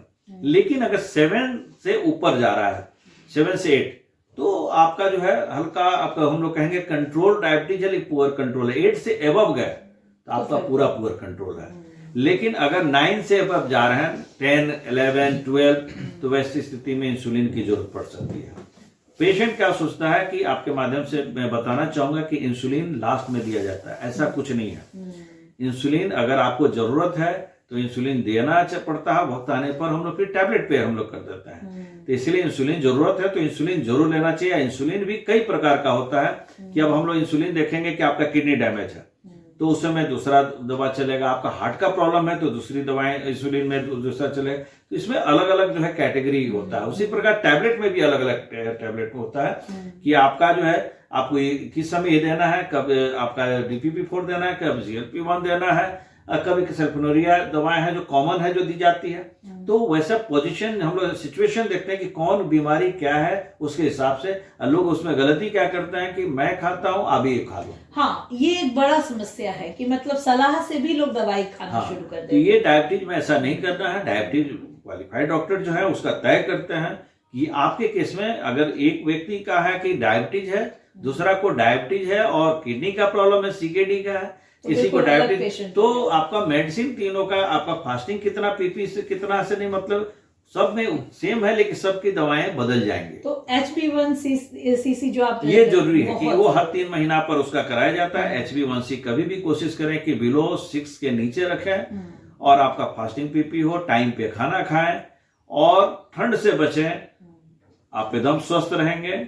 और ये ब्रेन हैमरेज का जो एक सीन बनता है कि तो क्या ये BP वाले पेशेंट को ही मतलब ज्यादा अफेक्ट करता है या किसी को भी ये हो सकता है? ब्रेन हैमरेज ब्लड प्रेशर वाले को तो होगा ही होगा, लेकिन ब्रेन हैमरेज आपका अगर स्ट्रेस ले लिए काफी, उसमें भी हो सकता है। अच्छा। या आपका कहीं भी एकाएक एक्सीडेंटल केस में भी हो सकता है, या ठंड ज्यादा मार दिया आपको तभी हो सकता है। तो ब्रेन स्ट्रोक में भी कई प्रकार का होता है। एक आपका होता है कि जो है आपका अंदर माइल्ड होता है जिसको हल्के में लोग ले लेते हैं, तो आपका अलार्मिंग है कि आपको बाद में धोखा करेगा, तो मेडिसिन से उसको ठीक किया जाता है। लेकिन उसके लिए फिर न्यूरो के डॉक्टर के पास जाना पड़ता है। उसके सिम्टम्स क्या आते हैं? उसमें होगा कि पेशेंट बोलेगा कि सर में हल्का दर्द बना हुआ है, कंटिन्यू किया रहेगा, तो आपका उसको भी CT वगैरह होता है, फिर उसके हिसाब से दवाएं जो है अलग। और हमारे यहाँ तो सर दर्द होता है तो हम लोग पेन किलर खा के कभी नहीं तो इसका देखना होता है। और दूसरा है कि आपका वो पेशेंट का अगर पूरा अटैक कर गया स्ट्रोक, तो आपका किसी एक पार्ट को काम करना, पैरालिसिस हो जाएगा, काम करना कम हो जाएगा, सेंसेशन कम हो जाएगा, या फेस पे हुआ तो फेस लगेगा टेढ़ा हो गया। तो वैसी स्थिति में है कि जितना जल्द से उसका ट्रीटमेंट होगा। अगर आप लेट करते हैं, कई बार हो जाता है कि नहीं, क्योंकि फगला लकवा का छोटा मोटा देहात में डॉक्टर ऐसा कुछ नहीं होता है। उसके लिए न्यूरो के पास जाइए, जहाँ सुविधा है वहां जाएंगे, फिर कुछ मेडिसिन चलती हैं और जो उसको पहले रिपेयर किया जाता है मेडिसिन से, उसके बाद फिजियोथेरेपी का रोल आ जाता है और फिजियोथेरेपी ही मेन होता है। उसके बाद से जो जितना अच्छा से आप अच्छे फिजियोथेरेपिस्ट है जिनके पास सारा जो है, और उससे अच्छा आप अपने उस जो फिजियोथेरेपी बता रहे हैं घर के लोग करना शुरू करें, आप जल्दी रिकवर हो जाएंगे। और ठंड, जिसको भी स्ट्रोक एक बार हो चुका है फिर बाद नहीं होगा ऐसा कोई गारंटी नहीं है, फिर भविष्य में हो सकता है। तो इससे बचने के लिए ब्लड प्रेशर नियमित रूप से चेक करें, डायबिटीज को रखें, भरपूर नींद लें। भरपूर नींद का मतलब है कि डीप स्लीप आपका कम से कम 6 घंटा खूब अच्छा से सोएं। होता है कि रात तक ले आप जो है मोबाइल का कम से कम यूज करें, ज्यादा देर तक मोबाइल। हर समस्या का एक सब वो भी प्रॉब्लम का जड़ वो भी है कि। और मैं आखिरी में बताऊंगा कि आजकल जो गूगल बाबा से लोग सर्च करके बीमारी सर्च कर रहे हैं वो गड़बड़ है। अभी मैं उस पर आऊंगी सर। एक सवाल मेरे दिमाग में बार बार आता है कि एक होता है हाई BP और एक होता है लो BP। कुछ पेशेंट्स ऐसे, कुछ लोग ऐसे हैं जिनका बीपी हमेशा लो रहता है और एक होता है, तो ये जो दोनों लेवल है इसका हार्ट अटैक और ब्रेन हैमरेज और कार्डियक अरेस्ट वगैरह से क्या लेना है? पहला तो हम लोग देखेंगे कि जो है ब्लड प्रेशर जो होता है डायस्टोलिक एंड सिस्टोलिक आ जाता है, जिसको हिंदी में ठेठ भाषा में तो बोला जाएगा कि आपसे डॉक्टर साहब बोलिए तो सकुंचन और प्रकुंचन शुद्ध हिंदी में होगा, जो उसको आप समझ नहीं पाएंगे, लोग ऊपर नीचे लोग उसको समझ जाएंगे। तो उसमें हम लोग को ये देखना होता है कि आपका ब्लड प्रेशर का डायस्टोलिक क्या है और सिस्टोलिक क्या है। तो डायस्टोलिक बहुत बढ़ा हुआ है और सिस्टोलिक तो बढ़ा हुआ ही है, लेकिन डायस्टोलिक जो है आपका जो है नीचे का भी ज्यादा बढ़ा रहता है, वो ठीक संकेत नहीं है। रहना चाहिए 120/80 एक एडल्ट में। युवा के लिए हर किसी की उम्र के हिसाब से थोड़ा सा वेरी करता है, लेकिन कई बार जो है बहुत सारी बच्चियां आती हैं, हम लोग देखते हैं कि उनका जो है नीचे 70 है और ऊपर जो है आपका जो है 110 तक है। तो जो माने डायस्टोलिक नीचे जो हम लोग कहना से, वैसी स्थिति में उसको सोचिए कि ऐसा हो सकता है कि उनका खान पान कमी है तो कोई दिक्कत। लेकिन अगर आदमी को बहुत ज्यादा है, अगर 140 के करीब में अगर युवा है, ऊपर वाला जो बढ़ा हुआ है जो है, और डायस्टोलिक उनका भी नीचे वाला बढ़ा हुआ है, तो आपको नमक का जो है सोडियम एक्स्ट्रा नहीं खाएं। एक्स्ट्रा नमक हम लोग जब बोलते हैं कि नहीं खाने के लिए, तो पेशेंट सोचता है अलग से नमक का बात तो अलग की चीज है।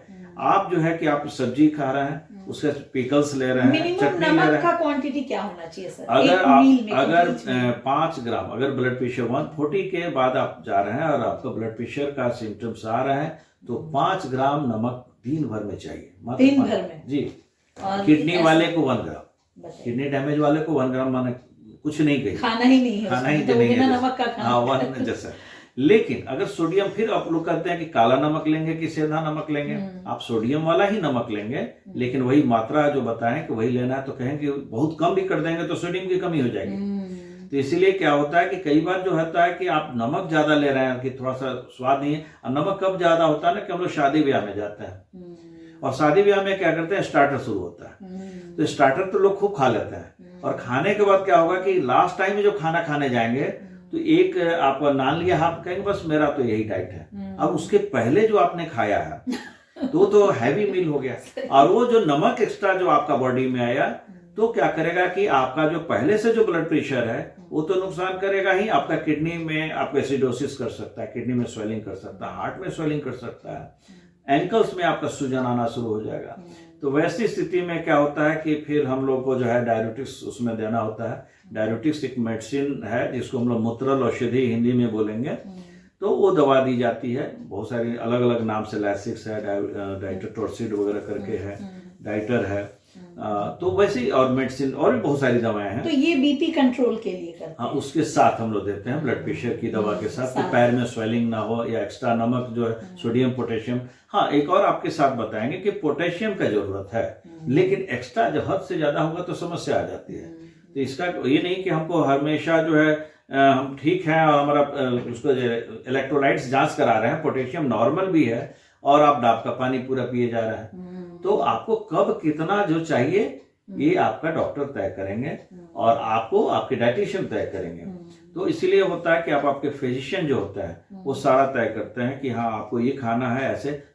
पेशेंट टाइम नहीं देता है, अपने बारे में सोचना नहीं चाहते। हम लोग जो बताएंगे तो पेशेंट के सर मेडिसिन दे दीजिए, समझाया जाएगा तो समझना नहीं चाहेंगे, उनको इरिटेशन होता है, इरिटेशन होता है। उनको जानकारी जो एक्चुअली मोबाइल के रील्स से मिल रही है ना, वो उसको सही मानते हैं। वो जो उसके साथ साथ जो कई बार होता है कि जो आप गूगल पे जो सर्च कर रहे हैं, जैसे आप हमें बुलाई हैं तो आपको मालूम है हमारे बारे में पहले से, तो आप डॉक्टर हैं, तो आप कौन है कहाँ। लेकिन एक आम आदमी, जैसे हमारे बात है कि एक हेल्थ कैंप कर रहे थे और उसमें हम बता रहे थे कहानी की HbA1c रहना चाहिए, तो एक जनाब क्या किए कि हमारे व्हाट्सएप पे भेजे कि HbA1c 8 तक नॉर्मल है, खाना खाने के बाद 250 बता रहे हैं कि डॉक्टर लॉबी और फार्मा इंडस्ट्री जो है ऐसा हाइप क्रिएट किया। हम कह सर ऐसा है कि ये जो भेजे हैं वीडियो, पहले तो ये डॉक्टर नहीं है, एक आम जो है इन्फ्लुएंसर है, वो खुद करे और आप एक बार खुद करके देखिए सर क्या होगा। समझ गया कि नहीं? तो लोग उसका जो है फॉलो कर रहा है, वो बताने वाला कौन है, कितना क्वालिफाइड है, कितना जानकारी वाला है, क्योंकि जो बता रहा है उसके बारे में हमारे पास कोई इन्फॉर्मेशन आपको कुछ नहीं है। दूसरा है मैम कि आप जो गूगल पे सर्च करते हो तो दो चीज सर्च करते हो, नेगेटिव और पॉजिटिव, कोई चीज के बारे में। सही बात। अब हम आखिर में इसीलिए बताएंगे, जब हम लोग मेडिसिन जब देते हैं तो उसके लिए हम लोग को फार्माकोलॉजी पढ़ना होता है, पैथोलॉजी पढ़ना होता है, बायोकेमिस्ट्री पढ़ना होता है, बहुत सारा एक प्रोसेस से होकर गुजरना पड़ता है। तब हम लोग देखते हैं कि ड्रग इंट्रैक्शन क्या है, कॉन्ट्राइंडिकेशन क्या है, एडवर्स इफेक्ट क्या है, केमिकल रिएक्शन क्या है। इसीलिए कहते हैं कि डॉक्टर तो पूरा जीवन पढ़ते ही रहते हैं। तो उसके बाद से जब हम लोग जो है उसके पर आते हैं, और यहाँ तो आप देखिए कि हाँ ये दवा, कोई ऐसी दवा उठाइए देखिए कि उसका नेगेटिव और पॉजिटिव, तो पेशेंट तो हमेशा नेगेटिव होगा। और एक और समस्या है कि हम दवा का नाम डालते हैं और उसका डिटेल्स निकालते हैं, हाँ। और उसी से डिसाइड करते हैं कि ये दवा तो इस चीज में चलाई जाती है, जबकि उनको ये पता नहीं है कि एक ही दवा हजारों बीमारियों में काम आती है। और वो डिपेंड्स ऑन क्वांटिटी की, क्या कितना क्या। यहाँ आप पर बताना चाहेंगे कि मेटफॉर्मिन दवा आती है। वो एक बड़ी अजीब सी दवा है जो हर चीज में गायनी में भी दिया जाता है। तो एक मेरा एक फ्रेंड है, वो फोन किया कि देखिए एक मैम जो है लिखी हमारी वाइफ को तो डायबिटीज नहीं, उनको दे दिया है। हम क्या कि आपका पहले से आपका जो ओवरी में आपकी मैडम को सिस्ट है या कुछ, हाँ वो तो है, आपका उसमें भी काम आता है भाई। ये गूगल का तो गूगल से सर्च किए और मेटफॉर्मिन को दे दिया कि भाई तो डायबिटीज में दी जाती है, जो हम लोग फर्स्ट लाइन ट्रीटमेंट है। जैसे एस्टेमिटिल एमडी एक मेडिसिन आती है, उसको आप सर्च करोगे, हम एक आपको दिए, उसका डोज है, अगर वर्टाइगो आ रहा है, कान में हो रहा है, मेनियस डिजीज है मैम, तो उसका 537 5 mg 3 टाइम 7 दिन उसका डोज है। अब वो क्या के लिख दिए, तो दूसरा गूगल सर्च किया तो कहा कि तो वोमिटिंग की दवा है, डॉक्टर साहब ने 7 दिन के लिए लिखा है, फालतू में लिखा। फिर पेशेंट आता है, सर आप जो हल्का सा चक्कर आ रहा था कान में जो ये था, और आप उसको इतना दवा वोमिटिंग के लिए दे दिए सर, उसमें तो और सी दवाएं जो चक्कर का वो जानता था वो उसके बारे में बोला। हम क्या कि देखिए आप डॉक्टर हम हैं, आप नहीं हैं, ये वाला दवा का उसमें भी दिया, मिनर्स में भी दी जाती है, टेनिटस में भी दिया जाता है, और वॉमिटिंग टेंडेंसी में भी दी जाती है। अभी आपने एक वर्ड यूज किया कि एजिथ्रोमाइसिन, तो मतलब मैं देखती हूँ कि ऐसी कई दवाएं जैसे एरिथ्रोमाइसिन है, एजिथ्रोमाइसिन मतलब एंटीबायोटिक है, तो देखते हो कि कुछ भी अगर होता है तो फटाक से घर के, और ये जो सेल्फ मेडिकेशन की बात हम लोग कर रहे थे अभी, तो सेल्फ मेडिकेशन इतना बढ़ चुका है हमारे इसमें, क्योंकि हमें गूगल से दवा लेनी होती है। अब वो समझते नहीं है कि उनको हर चीज के लिए दवा पता है और वो दवा खा लेते हैं, तो ये कितना डैमेज कर रहा है हमारे। डैमेज करेगा कि आने वाला टाइम में सुपर बग जो आपका ब्रिटेन वगैरह में देता है कि कई दवाएं जो है वो आपका जो है ये हो जा रहा है, रेसिस्ट कर जा रहा है, बहुत भयानक होने वाला है। और हमारे इंडिया में तो बहुत ज्यादा जी मैम, जब हम 98 से प्रैक्टिस शुरू की है, उस समय हमको याद है कि ओफ्लोक्सासिन 200 mg देते थे, और टाइफाइड बहुत अच्छा से जो है। आज के टाइम में तो आ रहा है कि कई कई एंटीबायोटिक्स जो है एक साथ लोग लेके आ रहे हैं, खा कर आ रहे हैं अनेक। उसका कारण है, उसका कारण क्या है कि लोग कुछ करते कि एक दवा खाए, दवा खाना के पास गया, वो दवा खाना क्या कि फिर दवा चेंज किया। अभी देखे हम हमारे कॉलोनी में एक दवा खाना वाला है, वो भी दवाई देता है, वो लिखा हुआ है कि हाँ निमोलाइज होता है, और यहाँ बीपी चेक किया जाता है, शुगर जांच किया जाता है। अब बताइए कि वो दवा खाना वाला सारा कुछ कर रहा है, तो डॉक्टर की जरूरत कहाँ है? तो आप जैसे आपके माध्यम से बताऊं तो कुछ हो सकता है, दर्शक बोलेंगे डॉक्टर साहब तो बोल रहे हैं हर बात पे डॉक्टर के पास जाएं, डॉक्टर के पास पैसा लगता है। मैं आपको बताना चाहूंगा ये भ्रम हटाने के लिए कि हम लोग अपना कोई एडवर्टाइजमेंट नहीं है, आप सरकारी अस्पताल में जा सकते हैं, मैं बार बार बोलता हूँ। और अगर आपके कोई फैमिली डॉक्टर है तो आप वहां भी जा सकते हैं, कोई भी डॉक्टर वहां जाएंगे, पैसा लेकिन क्वालिफाइड डॉक्टर के पास जाते हैं, सरकारी भी डॉक्टर हॉस्पिटल में जाएंगे, कोई पैसा नहीं लगता है, फी नहीं लगता है, आराम से वहां दिखाएं। लेकिन जो दवाखाना से या गूगल बाबा से आप जो सर्च करके ले रहे हो, तो आप जान जोखिम में ले रहे हैं। कारण है कि एक बच्ची, हम ऐसी घटना है, वो इतना पीपीआई लंबा समय तक ले रही थी, सालों से, कोई पहले से हिस्ट्री नहीं है, उसके बाद में किडनी का नुकसान होता है, और पेशेंट, उनका पिताजी भी किडनी, हम बैठ रहे थे तो ये बोले कि अपनी बच्ची को किडनी डोनेट किए थे। हम कहें उनकी बच्ची अब तो नहीं, बच्ची उनकी नहीं रही। तो मैं हिस्ट्री पहले से तो नहीं सर, डॉक्टर साहब पहले से दवा तो कुछ खाती रही होगी, तो नहीं। आजकल बच्चा लोग हर बात पे गैस की दवा, एक लंबा समय वो पीपीआई लेती थी। तो पीपीआई जो है, पीपीआई में होता है जैसे पेंटाप्राजोल, लेविप्राजोल, ओमेप्राजोल, बहुत सारी जोल है। तो ये है कि उसका तय हम लोग करते हैं कि आपको डोम्पेरिडोन के साथ है तो कितना दिन का है, इसको कितना दिन देना है, पेट में अल्सर है तो कितना देना है, इरोजन है तो कितना देना है, एंटासिड कब देना है। तो ये बहुत सारा चीज है कि उसको हम लोग उसको पैरामीटर देखते हैं कि कब देना है, या किडनी का प्रॉब्लम है तो देना है कि नहीं देना है। ये टैबलेट इसमें प्रेगनेंसी के टाइम है, लैक्टेशन पीरियड है, माँ जो है फीडिंग करा रही है तो नहीं दे सकते। हाँ, अब फीडिंग पे भी है मैडम, आपका मैं कहना चाहूंगा कि आजकल स्तनपान वाला पे बहुत सारे लोग ध्यान नहीं देते हैं। तो स्तनपान पे हमको याद है कि एक जगह हो रहा था, यानी क्या था, बच्चे के डॉक्टर हमको बुलाया कि फिजिशियन के तौर पे आप बताइए कि स्तनपान का क्या है। वो लोग सबको बताया कि जरूरी यही है। हमने कहा कि इसका सबसे बड़ा चीज है कि हम लोग जब बच्चा हो गया उसके माँ पर ध्यान देना बंद कर देता है लोग। बेबी पर ध्यान देंगे लोग कि बच्चा को जो है पीडिया के पास ले जाएंगे, ये और माँ को ध्यान नहीं दे रहे, जो कि माँ को अगर ढंग से खाना खिलाया जाए तो अच्छा मिल्क होने वाला है। तो 6 महीना तक तो फीडिंग जरूरी है माँ का, और उसके साथ साथ मिनिमम 6 महीना, मिनिमम 6 महीना, क्योंकि उससे क्या होगा कि उनसे रोग से लड़ने की शक्ति मिलती है। दूसरा, आप फीडिंग करा कैसे रहे हो, ये है उसका एक सही पोस्चर वो बताना जरूरी है। क्योंकि हम लोग क्या होता है कि हाँ ये तो महिला है, जानती है, नहीं ऐसा नहीं हो सकता। तो बेचारी क्या जानते हो सकता है कि लेटे हुए फर्स्ट प्रेगनेंसी है तो उसको पता कैसे उनको नहीं, तो आप जरूर उनको बताएं कि उसको प्रोत्साहित करें। कई ये लेकिन हॉस्पिटल में ये रूल होना चाहिए कि डॉक्टर्स या नर्सेज उनको पहले ही से बता दें कि तुमको ऐसे दूध पिलाना है, ऐसे फीडिंग क्योंकि घर की जो बुजुर्ग महिलाएं हैं ना, उनके पास बहुत मिस इन्फॉर्मेशन है। और वो बहुत, जैसे आपको सर याद होगा कि वो जो माँ का गाढ़ा दूध होता था पहले, उसे निकाल कर फेंक दिया जाता था, जबकि वही मेन है, एक्चुअली वही दूध होता था, मेन है। तो वो तो जो घर की औरतें थी उन्होंने प्रेगनेंसी की गलत चीजों को थोड़ा जैसे उनके दिमाग में आया, हाँ, बाद में डॉक्टर्स ने इस पे बहुत काम किया, तब जाकर ये चीजें ठीक हुई। तो इसीलिए जो है उसको जरूर बताएं कि सही तरीका से उसको जो किया जाए। लेकिन कई हम बोलते हैं कि आप अपने बेबी को फीडिंग कराएंगे कि नहीं, तो कहने सर मिल्क नहीं होता था। तो फिर हम समझ गए कि जरूर उन पर बेचारे घर वाले ध्यान नहीं दिए हो या कहीं और जगह उनके फैमिली वाले उसको। तो इसका है कि आप जितना अच्छा से उनको रख रखाव, जितनी माताएं हैं उनको ज्यादा ध्यान दिया जाए कि तो बहुत फायदा होगा। अच्छा, एक और भी कारण उसमें जुड़ गया है कि महिलाएं वर्किंग हैं तो थोड़ा अवॉइड करती हैं कि जल्दी से जल्दी वो चाहती हैं बच्चा इंडिपेंडेंट हो जाए ताकि वो अपने काम पे वापस लौटें, जो कहीं ना कहीं नुकसान कर रहा है बच्चे को भी। और इसीलिए मैटरनिटी लीव का फैसिलिटी भी दिया गया है कि आप 1 साल तक बच्चे को देखिए, 6 महीना तक देखिए।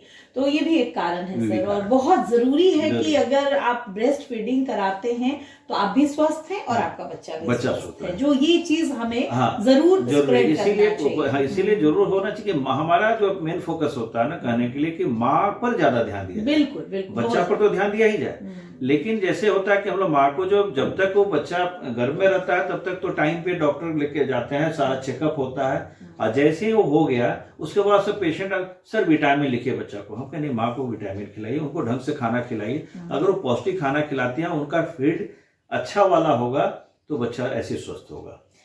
ये जो बहुत सारे सवाल हमने किए, इसमें खास बात यही थी, मैं सिर्फ यही इस चीज पर फोकस करना चाहती थी कि ठंड का जो ये मौसम आता है, ये एक ऐसा मौसम है जिसमें बहुत बचाव की जरूरत है। स्वास्थ्य को बहुत ज्यादा प्रिकॉशन लेना चाहिए स्वास्थ्य के प्रति। तो इसीलिए सर आज हमने आपको बुलाया भी। और एक और सवाल साथ में जुड़ता है कि लीवर आज के समय में एक अजीब परेशानी वाला, हर व्यक्ति का फैटी लीवर दिखता है। तो ये जो फैटी लीवर की समस्या है, या लीवर उसके बाद फिर धीरे धीरे स्टेज 1 स्टेज 2 फिर लीवर सिरोसिस की तरफ लोग चले जाते हैं, तो ये कहाँ से ये शुरुआत होता है और इसको कैसे रोकना चाहिए? देखिए, फैटी लीवर 2 तरह का होता है, एक होता अल्कोहलिक, एक होता नॉन अल्कोहलिक। जैसे हम लोग जैसे बोलते हैं फैटी लीवर, तो पहला पेशेंट बोलता है कि सर हम तो अल्कोहल नहीं लेते हैं। हमको एक डॉक्टर साहब बोले तुम पीते होगे, हम कहे कि देखिए एक ही एंगल नहीं बोलो, तुम ध्यान से नहीं दिए होगे। दोनों तरह का है कि अब हम है कि खाना खाए, और खाना खाने जैसे हमारा जो अपना डाइट में हम छोटा सा बताना चाहेंगे। हम सूर्योदय से पहले जग जाते हैं और उठ जाते हैं टहलने के लिए, और 7,500 कदम जरूर टहलते हैं। उसके बाद से नहा के जो पूजा वगैरह करने के बाद सुबह का पहला जो है हमारा जो होता है दिनचर्या बॉडी वेट के हिसाब से फल में हम कच्चा पपीता लेते हैं, 200 ग्राम कच्चा पपीता, उसमें आपका एक चुकंदर, छोटा सा चुकंदर, और उसके बाद एक सेव होगा, और थोड़ा सा क्या करेंगे कि उसमें खीरा हल्का। एक चीज यहाँ से जुड़ती है सर कि कुछ लोग कहते हैं, ये रील और मेडिकल, ये कि फल पहला खाना नहीं होना चाहिए क्योंकि उससे गैस फॉर्म करता है। इस मिथ्स के बारे में भी आप जरूर बताएं। ये गड़बड़ है मैम। अब सबने क्या कहा कि हर कोई अभी एक आएंगे तो हमने क्या कहा, कोई रील बताया कि ये टिक तक। हाँ एग्जैक्टली, मैं चाहती हूँ जैसे आप सुबह में उठते हैं तो पहले एक गिलास पानी आप पीते हैं, सुसुम पानी, ठंडा के टाइम के बाद। पानी पीने के बाद से आप जो है आप जो चाय लें तो कोशिश करें कि आप जो है बिना दूध वाला चाय लें। पहली चाय आप जो लें उसको लें। और उसमें ग्रीन टी आप नहीं बना सकते हैं, ग्रीन टी बनाने के लिए बहुत हर कोई नहीं हो पाता, ये नहीं कि इसे बॉइल कर देना है। आप लिकर वाले लेते हैं, बिना दूध वाला लें। डायबिटीज नहीं है तो आप गुड़ वाला डाल के लेके उसको ले लें।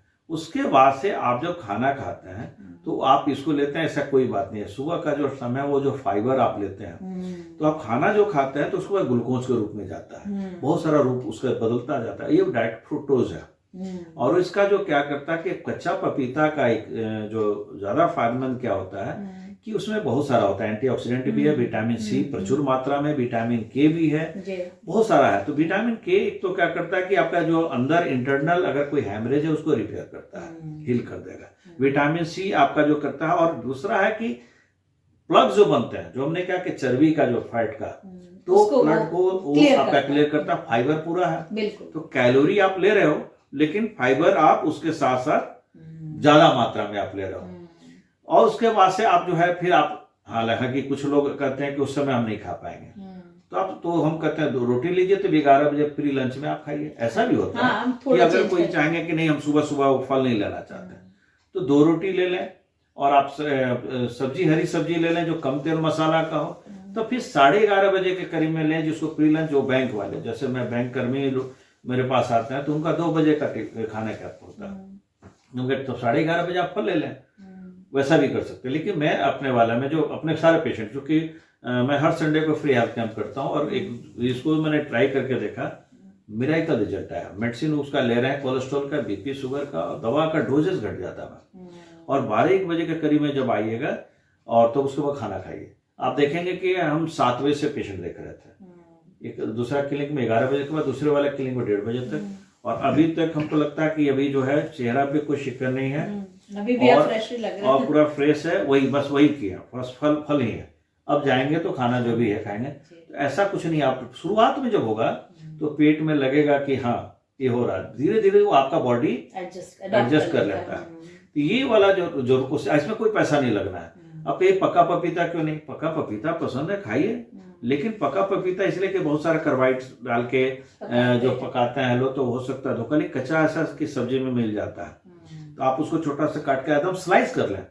आप जूस नहीं पिए। आज हमारे पास एक पेशेंट आए लेडी लोग, तो वो लोग बोली कि सर हम जूस पीते थे। मैंने कभी जूस नहीं पिया। कोशिश कीजिए कि जितना चबा के खाए, रॉ खाए, रॉ फ्रूट्स को ज्यादा प्रेफर करें। तो वो आप उसको फायदा। उसके बाद फिर 12-1 बजे का टाइम में आप खाना खाए और शाम के वक्त जरूर भूजाम लेते हैं। रात में कोशिश करते हैं कि हमारे रात में लेट हो जाता है, क्योंकि ज्यादातर हमारे 9 बजे तक पेशेंट ही देखते हैं। उसके बाद सीएमई वगैरह हुआ तो 11 बजे। तो रात वाला भी हम अगर कहीं खाएंगे, अगर जैसे हम नॉनवेज खाते हैं, तो उस समय कोशिश करते हैं कि प्रोटीन सिर्फ लें, कार्ब को जितना कम से कम लें तो आपको थकान नहीं रहेगा। तो लीवर के पेशेंट्स, लीवर की अब बता रहे हैं मैम, अगर ये करेंगे तो हमारा भी हो गया था एक बार फैटी लीवर। तो जब हम उसके बाद टहलने वाला काम किए थे और 6 महीना बाद, और जब हमने टेस्ट कराया तो हमारा जो है पूरा फैट हमारा खत्म हो चुका था, नॉर्मल था। समझ गया कि नहीं? मेडिसिन लिए, ऐसा नहीं कि हमने कुछ, लेकिन मेडिसिन से ज्यादा आपका कितना फाइबर आप ले रहे हो, और आपका खाना में जो है प्रोटीन रहना चाहिए, लेकिन चिकनाहट कितना कम होना चाहिए, ये मैटर रखता है। अब हम लोग आते हैं कि 2nd ग्रेड में आ जाएगा, और लोग कहते हैं कि इससे कोई बात नहीं है, दवा खा लिए, कोई भी एक दवा। आप कोई दवा से आप फैट को गला नहीं सकता। दवा आपको लेनी है, डॉक्टर के पास जाएंगे, वो देंगे, लेकिन जो डाइट प्लान है वो जरूर बहुत ध्यान देना है, खास करके अगर लीवर से जुड़ी हुई। जी, अगर वो आप टहलने वाला काम आप करें, आप कोई जरूरी नहीं कि ज्यादा कुछ नहीं कर सकते हैं। आप कोई ज्यादा आपको योगा नहीं करने आता है तो खूब टहलें, इससे अच्छा कुछ हो ही नहीं सकता है। और कोशिश करें कि अगर यूथ है तो आप 7,500 कदम टहलें, और उसके बाद से आप फाइबर ज्यादा लें, खान पान ठीक करें। आपको अगर है कि नहीं हम ठंडा में सुबह सुबह फल नहीं लेंगे, तो आप रोटी सब्जी 2 रोटी ले लें, 11 बजे करीब में फल लें, लेकिन आपका खाना में चिकनाहट को अगर कम करते हैं, अवॉइड करते हैं, प्रोटीन लेना है, क्योंकि हम लोग का सेल टिश्यू प्रोटीन से बनता है, उतना प्रोटीन चाहिए। लेकिन आपका जो है आप जांच करा के देखिए, आपका सारा जितना लिपिड प्रोफाइल का पैरामीटर नॉर्मल हो जाएगा। और लेकिन आप सोचेंगे कि खाना नहीं करें और सिर्फ योगा करेंगे तो उससे नहीं होगा। आप नहीं बीमार है तो योगा करें। ज्यादातर लोग कोशिश करते हैं कि हम बीमार हो गए तो चलो अब अनुलोम विलोम या कोई भी योगा करते हैं, उससे ब्लॉकेज दूर होगा। ऐसा कभी नहीं हो सकता है। कई लोग कहते हैं सर मेडिसिन नहीं, कोई योगा सब तो कोई या एक्सरसाइज से कम कर सकते हैं। नहीं, मेडिसिन तो आपको लेना है। आप जिस पैथी में, अगर हमारे एलोपैथिक में आते हैं तो दवा लेना है, आदत को सुधारना है, वो ठीक होगा। फैटी लीवर का जो, अगर आप याद रखिएगा, अगर आपका फैट लीवर पे हो रहा है तो और भी जगह पे फैट जमा हो रहा है। और फैट को आप जो आप एलएफटी जरूर करा के देखें कि आपका एलएफटी ठीक है कि नहीं। उसके बाद से अलग अलग जो है हेपेटाइटिस का हम लोग देखना पड़ता है कि ये है, बी है, सी है, अलग अलग जो है होता है। अगर वो आपका जो है लिवर ऑफ सिरोसिस हो गया तो आपके लिए बचना मुश्किल हो जाएगा। इसीलिए वो फाइबर जो रहेगा तो आप उसको ध्यान नहीं दे रहे हो सकता है कि उसमें किसी भी प्रकार का गांठ होगा, जो आप सुनते हैं कि लिवर कैंसर, समझ गया कि नहीं। तो इसका क्या, हम लोग बस वो भी है डाइट प्लान। आप गलत, यानी कि सारा बीमारी का जड़ पेट है। अगर आप पेट में खाना, अगर हम क्या खाते हैं, क्या कितना अच्छा से उसका उसमें न्यूट्रिशन की कितनी अच्छी जो वैल्यू हमारा है, तो हमारा ब्लड प्रेशर भी ठीक रहेगा, डायबिटीज भी ठीक रहेगा, पेट भी ठीक रहेगा। लेकिन अगर आपका खान पान गड़बड़ है, लाइफ स्टाइल गड़बड़ है, जिंदगी अपना जी रहे हैं अपने तरीका से, वही वाला कि हम तो परहेज करते हैं लेकिन और जगह परहेज नहीं कर रहा है, तो आपके साथ वो आपका लीवर धोखा देगा ही, डायबिटीज भी धोखा देगा, ब्लड प्रेशर भी धोखा देगा। जी जी बिल्कुल। एक और बात मुझे लगता है कि लोगों को बताना ज़रूरी है कि आज के समय में जब हम खान पान की बात करते हैं तो जो मार्केट में अवेलेबल चीज़ें हैं वो भी इतनी पौष्टिक नहीं है कि उनको भी आप सही कह सकते हैं कि सही खान पान है। तो उसी में से कुछ चीज़ें जो हैं वो घर पे बना के और लोगों को खाना चाहिए। तो जब आप लीवर की बात कर रहे हैं और आप कह रहे हैं कि सारी बीमारियों का कारण पेट ही है, चाहे आप कोई भी कारण उठा लीजिए, अगर बीपी भी है तो आप सोडियम की मात्रा घटाइए, मतलब अलग अलग चीज़ें। तो मैं सर ये जानना चाहती हूँ कि क्या जो ऑर्गेनिक प्रोडक्ट्स मार्केट में अवेलेबल हैं, हालांकि वो बहुत कॉस्टली होते हैं, वो लोगों तक पहुंच नहीं पाते, तो क्या ये जो उपलब्ध सामान है इससे तो हमारी बीमारियां बढ़ती ही जाएंगी धीरे धीरे, तो इसको कैसे कंट्रोल कर सकते हैं? नहीं, अब जैसा ऑर्गेनिक हर जगह नहीं मिलेगा, लेकिन जो कृषक हैं वो तो कर सकते हैं, उनको प्रोत्साहित तो किया जा सकता है। दूसरा है कि हम लोग किचन गार्डन अपना अगर आप किचन गार्डन करना शुरू कर दें तो कुछ हम लोग को मिल जाता है, वो हो जाता है। आपका हर क्या छत है, हमको लगता है कि अगर पूरे पटना में जितना का छत है, अगर उसका हाफ में गमला में कुछ सब्जियां अगर करने लगे तो ग्रीनरीज भी हो जाएगा, ऑक्सीजन का भी, जो सोचिए कि इतना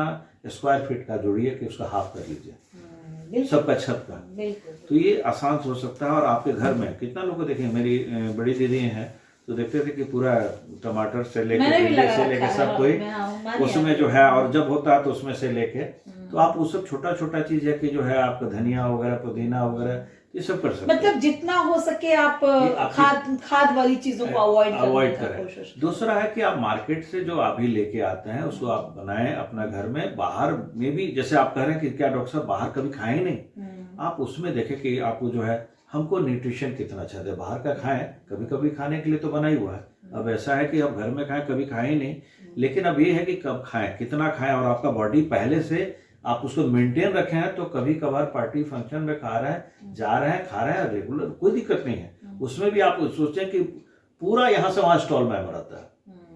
अब लोग क्या करते हैं, वहां से उठाएंगे और लास्ट तक उठाएंगे, हर चीज उठाएंगे। तो आप देखिए कि आपको खाना क्या है। तो जैसे हम लोग होता है कि बस उठाएंगे तो आप वो डाल लिए तो फिर पहुंच गए जो चाहिए, उसमें से जो लिए खा लिए। अब यहाँ से वहां तक आपका पूरा प्लेट में रहेगा तो क्या होगा, पेट में जमा होगा, और जितना आपका बॉडी मशीन है वो उसको खत्म करेगा, बाकी क्या करेगा, स्टोर कर दिया। मतलब मिला जुला कर एक बात है कि बैलेंस रखना, कोई भी आप घर में पानी के बारे में एक बात, एक बहुत इंपॉर्टेंट सवाल है। मैं अक्सर देखती हूँ कि लोग पानी को अवॉइड कर देते। कुछ लोग कहते हैं कि बहुत ज्यादा पानी नहीं पीना चाहिए, कुछ लोग कहते हैं कि ज्यादा पानी पीना चाहिए। अब जैसे अभी ठंड का मौसम है तो मैं देखती हूँ कि ज्यादातर लोग पानी कम पीते हैं। तो क्या पानी कम पीना, जैसे उससे तो डिहाइड्रेशन होगा, तो पानी का क्या रोल है हमारे? देखिए, पानी लकी है जिसका किडनी नहीं प्रॉब्लम है, और वो तो पानी 4 से 5 लीटर पी सकता है जी। लेकिन जिसको किडनी डैमेज है तो उनको तो 1 लीटर से ज्यादा पानी नहीं दिया जाता, थोड़ा थोड़ा करके उनके केस में ऐसा है। लेकिन आम आदमी जो है जितना पानी, अभी डेंगू के केसेस में मैडम हम लोग क्या करते हैं कि हम लोग के पास जो आता है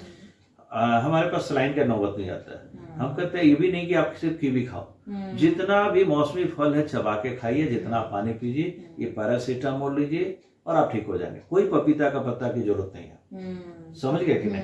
कोई बकरी का दूध और ये क्या क्या है उस सब का जरूरत नहीं, जितना रॉ मटेरियल है। तो ये जो पपीता का पत्ता और बकरी का दूध आपने कहा, ये तो एक ट्रेंड बन गया है, तो क्या ये वाकई काम करता है या वो इम्यूनिटी के लिए बस मेन है, इसमें आपको ठीक होना है और बीमारी हो जाता है। पपीता का पता नहीं कैसे ला के रखा और उसमें देखेंगे लीवर में प्रॉब्लम हो जाता है। तो वैसी स्थिति में है कि आप जितना संतरा, मौसमी, जो उस समय मौसम में हर फल वो आप चबा के खाएं, जितना खाएं।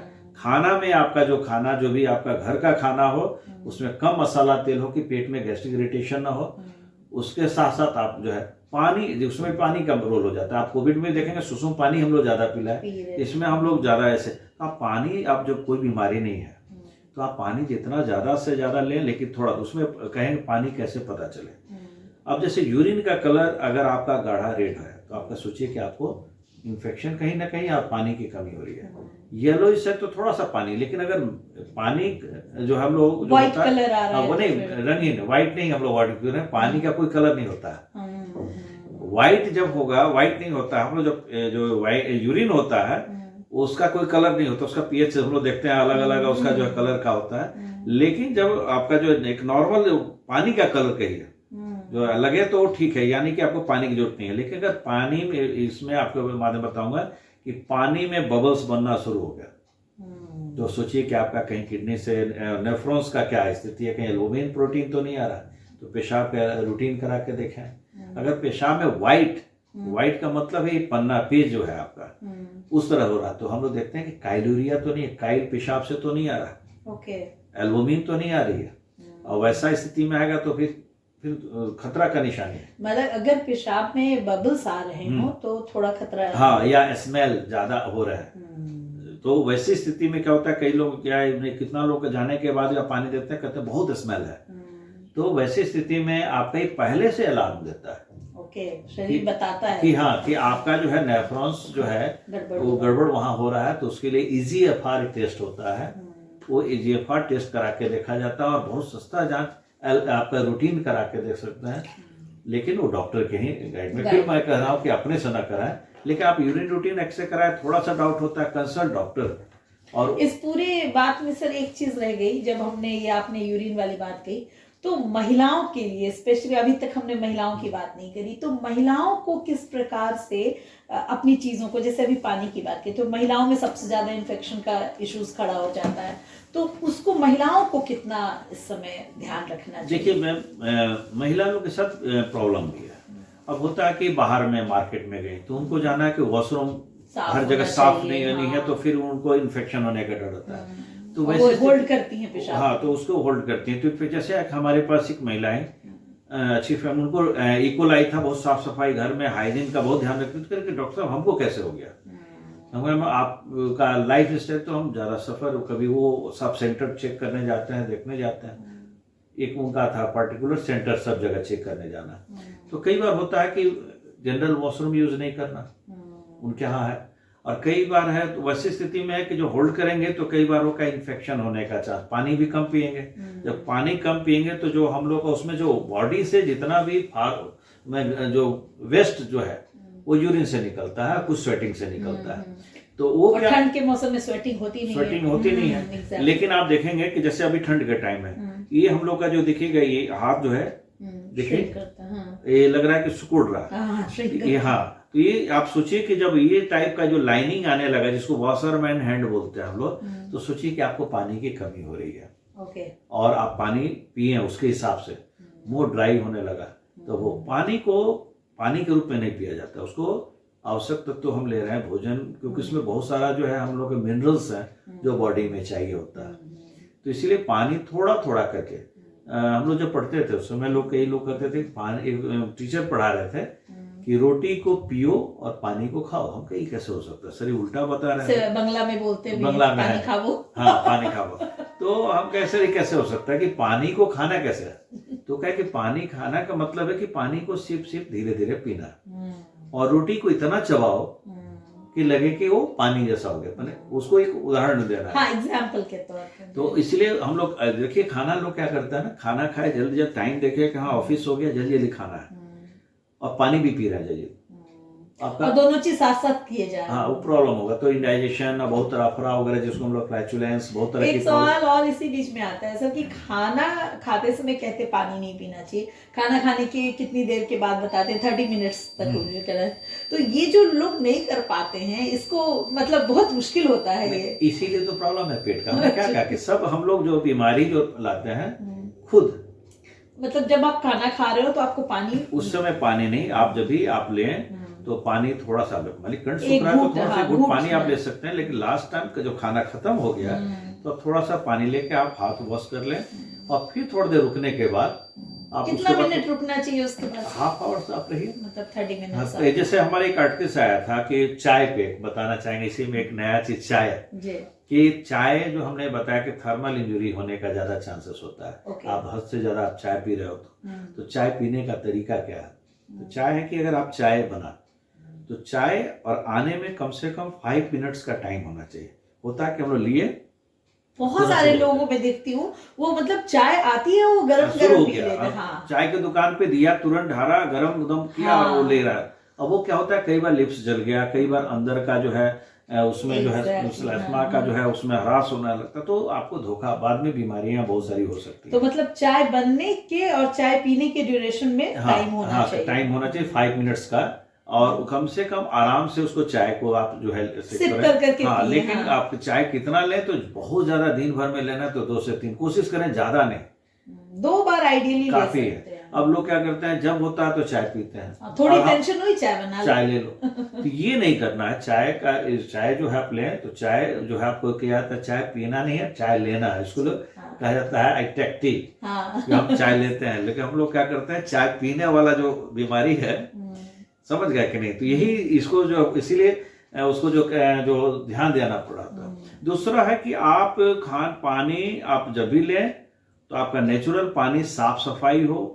जहां पर अगर गांव में आप पानी लेते हैं तो वहां कुछ नहीं कि आरओ का पानी होगा, तो हैंड पैप वहां हो, और पानी आपका जो चारों तरफ जो है वहां पर साफ सफाई रखें कम से कम। पानी को उबाल कर ठंडा करके पीना भी एक समाधान है, या उससे उसके न्यूट्रिएंट्स खत्म हो जाते हैं? नहीं, ऐसा कुछ नहीं है। पानी अगर आपका आरओ का पानी है, साफ सुथरा, तो आप ऐसे पानी पी लें, लेकिन अगर कहीं पानी साफ नहीं है तो आप उसको बॉइल करके पी सकते हैं, ताकि उसके जो मतलब गलत बैक्टीरिया है वो उसका जो है वो रहे। दूसरा है कि कोशिश करें कि आप महिला लोग के लिए जो है हाइजीन का ज्यादा रखें, और आप तो बहुत अच्छा काम कर रही हैं जो सैनिटरी पैड का जो है, तो उसका जरूरी है कि वो लोग जागरूक, माताएं जागरूक हों और उसके बारे में समझें कि उसका जो है, क्योंकि इससे भी इन्फेक्शन होगा। लेकिन महिलाओं में सर एक कमी जो देखी जाती है कि न्यूट्रिएंट्स खाना में बहुत कम यूज करती हैं, वो उन टेस्ट पर ज्यादा फोकस हो जाती हैं, तो वो कहीं ना कहीं उनके लिए प्रॉब्लम टेस्ट पे है। दूसरा है कि अपने स्वास्थ्य के प्रति मैडम क्या करता है, समझौता महिला ज्यादा करती है, ज्यादा संख्या में हम जो देख रहे हैं। वो लोग करती क्या है कि वो लोग सोचेंगे कि सब लोगों को खिला देंगे, लास्ट में अपना खाएंगे, जो बच गया उसमें हर किसी की बात नहीं कर रहे हैं। अब आजकल लोग नया जो है, जिनके पास पैसा वो खा रहे हो, तो लेकिन मांस महिला का बात कर रहे हैं, तो वो क्या करती हैं कि सबका जो बच्चा, फिर आखिरी में चलो इतना में काम चल जाए, या खा लिया बच्चा को हमारा देख रहा है, हाँ तो लो, अब अपना खुराक भी वो खाया हुआ है, वो अपने में से उसको खिला दी।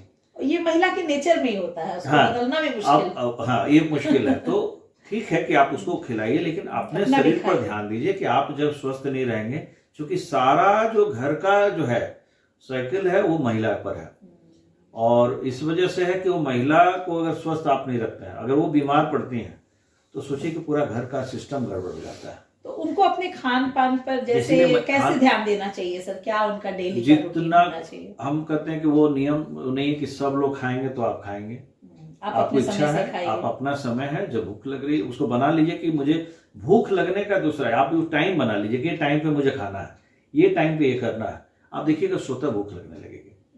आए दिन हम लोग के पास लोग आते हैं कि सर जाइम्स, हम लोग भूख नहीं लग रही है, कोई जाइम्स दिए थे। हम कहते भूख के लिए दवा नहीं है, पचाने के लिए दवा है। भूख के लिए कि अगर वो राइट टाइम पे, अगर आपको, जैसे आपको आदत है कि इस टाइम में मुझे सोना है, आपकी आंख बोझिल होने लगेगी। अगर हमको इस टाइम पे खाना है, अगर रेगुलर बना लें, आप वो टाइम जैसे ही होगा आपको लगेगी कि बेचैनी, हमको कुछ खाना चाहिए, तो वो टाइम बना लें, आपको स्वतः भूख लगने लगेगी। खाना को कोशिश करें कि आपको अपना उसमें अलग अलग जो है प्रयोग करें जो आपको अच्छा लगे। बाकी बट कार्बोहाइड्रेट, प्रोटीन, मिनरल्स, वो सारा में से लेते रहें, और अपना स्वास्थ्य के लिए जो भी घर में है उसको जो कोशिश करें। हरी सब्जी, हम लोग लकी हैं कि अमेरिका वगैरह में जो ग्रीन वेजिटेबल्स खाते हैं ना, वो बहुत अमीर, बहुत अच्छे माने जाता है। हम लोग के यहाँ जो है आपको नॉन वेज खाते हैं तो बड़ा अच्छा माने जाता है। और वहां पर उल्टा है, हम लोग के पास हरी सब्जी है। जब हम लोग पेशेंट को बोलते हैं कि आप हरी सब्जी खाओ, वो घास फूस कहते हैं सर, और कुछ नॉन वेज नहीं खा सकते हैं सर। हमको वो ठीक है, लेकिन आप ये जो एक कॉमन जो मिल सकता है उसको आप ज्यादा मात्रा में आप खाइए। आप देखिए कि उसका जो है, और लेकिन कोशिश कीजिए कि ज्यादा उसको बर्न नहीं कीजिए, डीप फ्राई नहीं कीजिए। अगर आप डीप फ्राई करते हो तो क्या होता है कि बहुत सारा उसका न्यूट्रिशन खत्म हो जाता है। तो उसको जो है सीखा जाए। इसीलिए तो आप जो आजकल जो कुकिंग के लिए जो सिखलाया जा रहा है, और जो होटल मैनेजमेंट है, खान पान का जो है, लेकिन उसके बारे में जो पढ़ाया जाता है, लेकिन हम लोग की महिलाएं, माताएं जो हैं, उनसे पहले से एक्सपर्ट हैं, जो पहले से जो जानती हैं। आज भी है कि जैसे हम लोग कोई खास होटल का खाना पता नहीं चलता है, लेकिन माँ का हाथ का या कोई रहेगा तो लगेगा कि हाँ माँ बनाई है। उनका हाथ में वो जो स्वाद होता है वो पता चल जाता है। तो इस वजह से है कि उसको जो है अलग अलग करें, लेकिन अपने शरीर पे ज्यादा ध्यान दें। आप स्वस्थ रहेंगे, माता जी आप लोग रहेंगे तो पूरा फैमिली रहेगा, पूरा घर के लोग रहेंगे, सारे लोग। और अपने स्वास्थ्य के साथ साथ अपना शरीर का जांच भी कराते रहें। सही बात है, वो भी एक बहुत बड़ी समस्या है।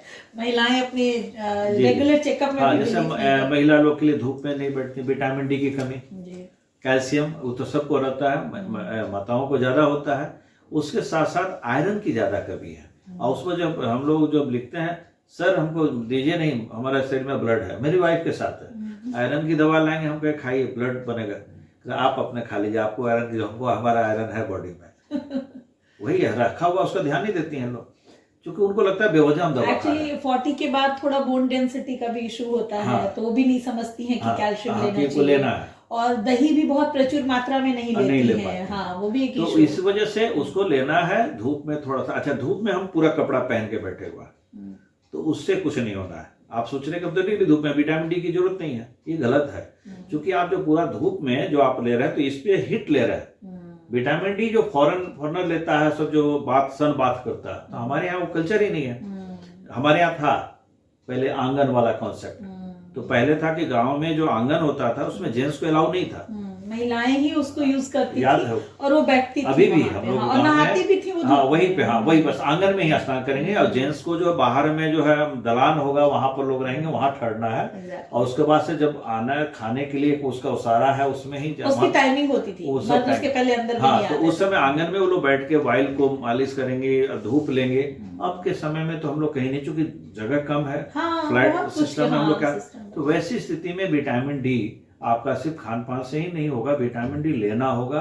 तो इसके लिए विटामिन डी जांच कराना पड़ता है। बीएमडी तो हम अपने क्लिनिक में हर 14 तारीख को कराते हैं, कि देखने के लिए बीएमडी में देखता है कि हमारा हड्डी घुना रहा है कि नहीं, कितना उसका जो है ये प्रॉब्लम है। कई बार ज्वाइंट में प्रॉब्लम होने लगता है, और पेशेंट क्या करता है, जाके पेन किलर खाने लगता है।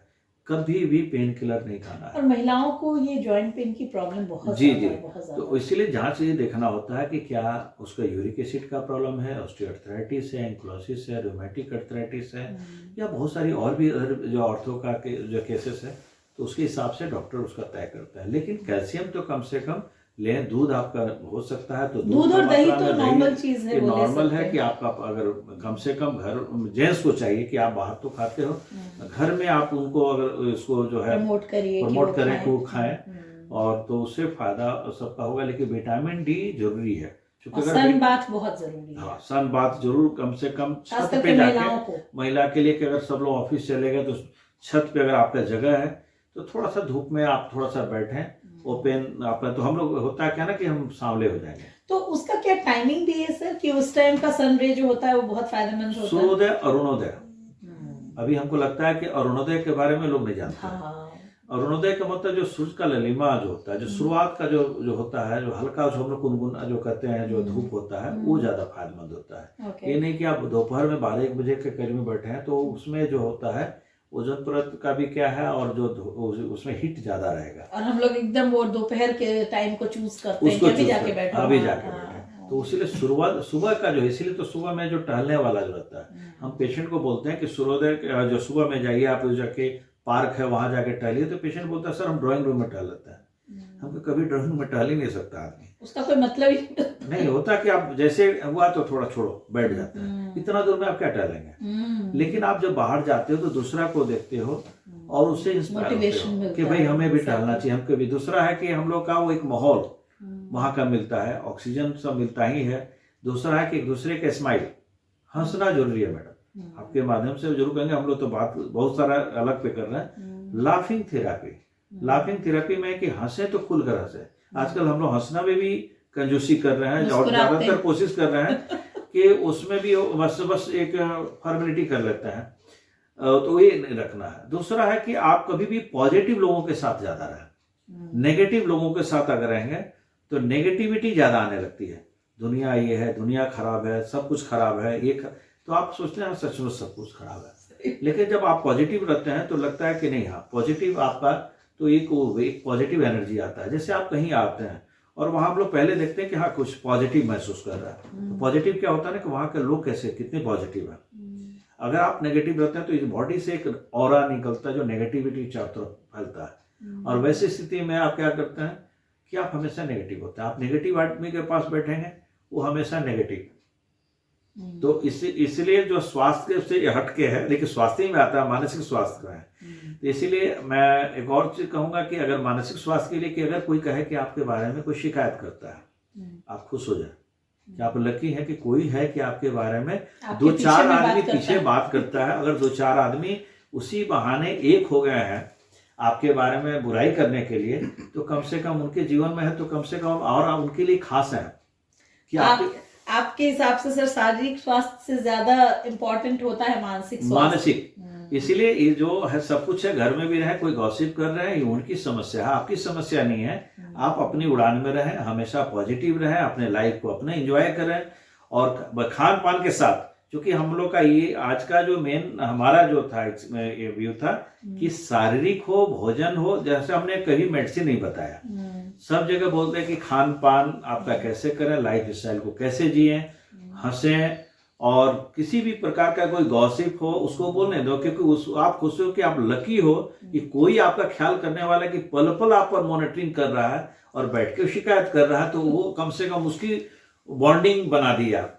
सही बात। और आप अपना आप जाते हैं, अब उसमें आप पता लगाएंगे कि वो क्या बोला, फिर आप समस्या में होता है। बिल्कुल, और एक अलग ही नेगेटिविटी क्रिएट। हाँ, तो इसीलिए जो है आपका जो है कोशिश करें कि हमेशा भी पॉजिटिव लाइफ को पूरी एक एक पल को एंजॉय कीजिए। और आखिरी में हम यही जरूर कहेंगे कि आप पॉजिटिव रहें, और जो भी हम लोग इसमें सारा कुछ बोले अगर उसको फॉलो करें। चूंकि आप बहुत आम आदमी ये बात बोलता है कि आप लोग सर डॉक्टर्स लोग टाइम नहीं देते हैं, हर बात पे मेडिसिन लिख देते हैं और मेडिसिन खाना होता है। देखिए हम लोग जब सलाह देते हैं तो उसमें 2 तरह का होता है, पढ़ाया भी जाता है। एक है क्लिनिकल मेडिसिन और एक होता है कि हम लोग जो एक ऐसे मेडिसिनल ट्रीटमेंट के साथ साथ एक एडवाइस करना होता है। तो एडवाइस जो होता है ना, पेशेंट सुनना नहीं चाहता है। सर वो बकवास नहीं, हमको दवा लिखिए, दवा से जल्दी काम करेगा। तो आप दवा के साथ साथ आप 70% लाइफ स्टाइल को चेंज कीजिए, मेडिसिन की जरूरत कम पड़ेगी। और उसके साथ मेडिसिन आप लें और अंदर में महसूस करें। कई बार पेशेंट का ये भी सवाल होता है, क्या डॉक्टर साहब बीमारी खतरनाक नहीं ना है? अच्छा खतरनाक हो तब आपको बता देंगे तो फिर तो पेशेंट ऐसी खत्म। तो आपको ये जानने की क्या जरूरत है, आपको करना क्या, अब हो गया वो करना क्या, इस पर फोकस करें। और फील गुड वाला जो और हमेशा महसूस करें कि हम अच्छा अपना जीवन एक एक पल, आप एक आनंद फिल्म देखे होंगे राजेश खन्ना का, वो एक एक पल लास्ट तक वो जीते हैं। तो आप कोशिश करें, बाद में पता चलता है उस व्यक्ति का तो ये बीमारी था।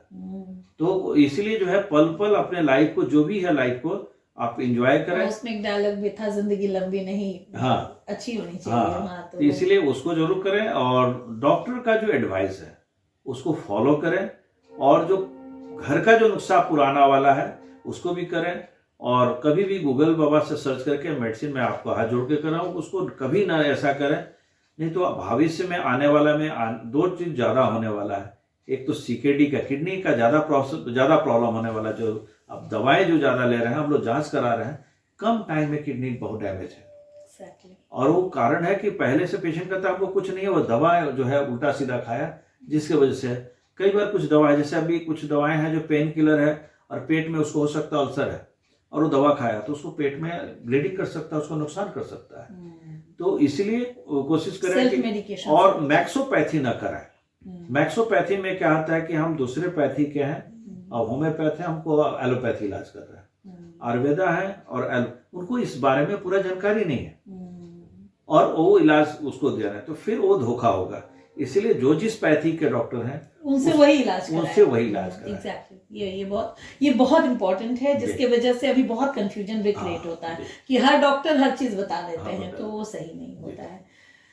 तो ये थे डॉक्टर राणा संजय, और आज हमने जितनी बातें की हैं स्वास्थ्य के बारे में, मुझे लगता है कि हर व्यक्ति के लिए फायदेमंद है।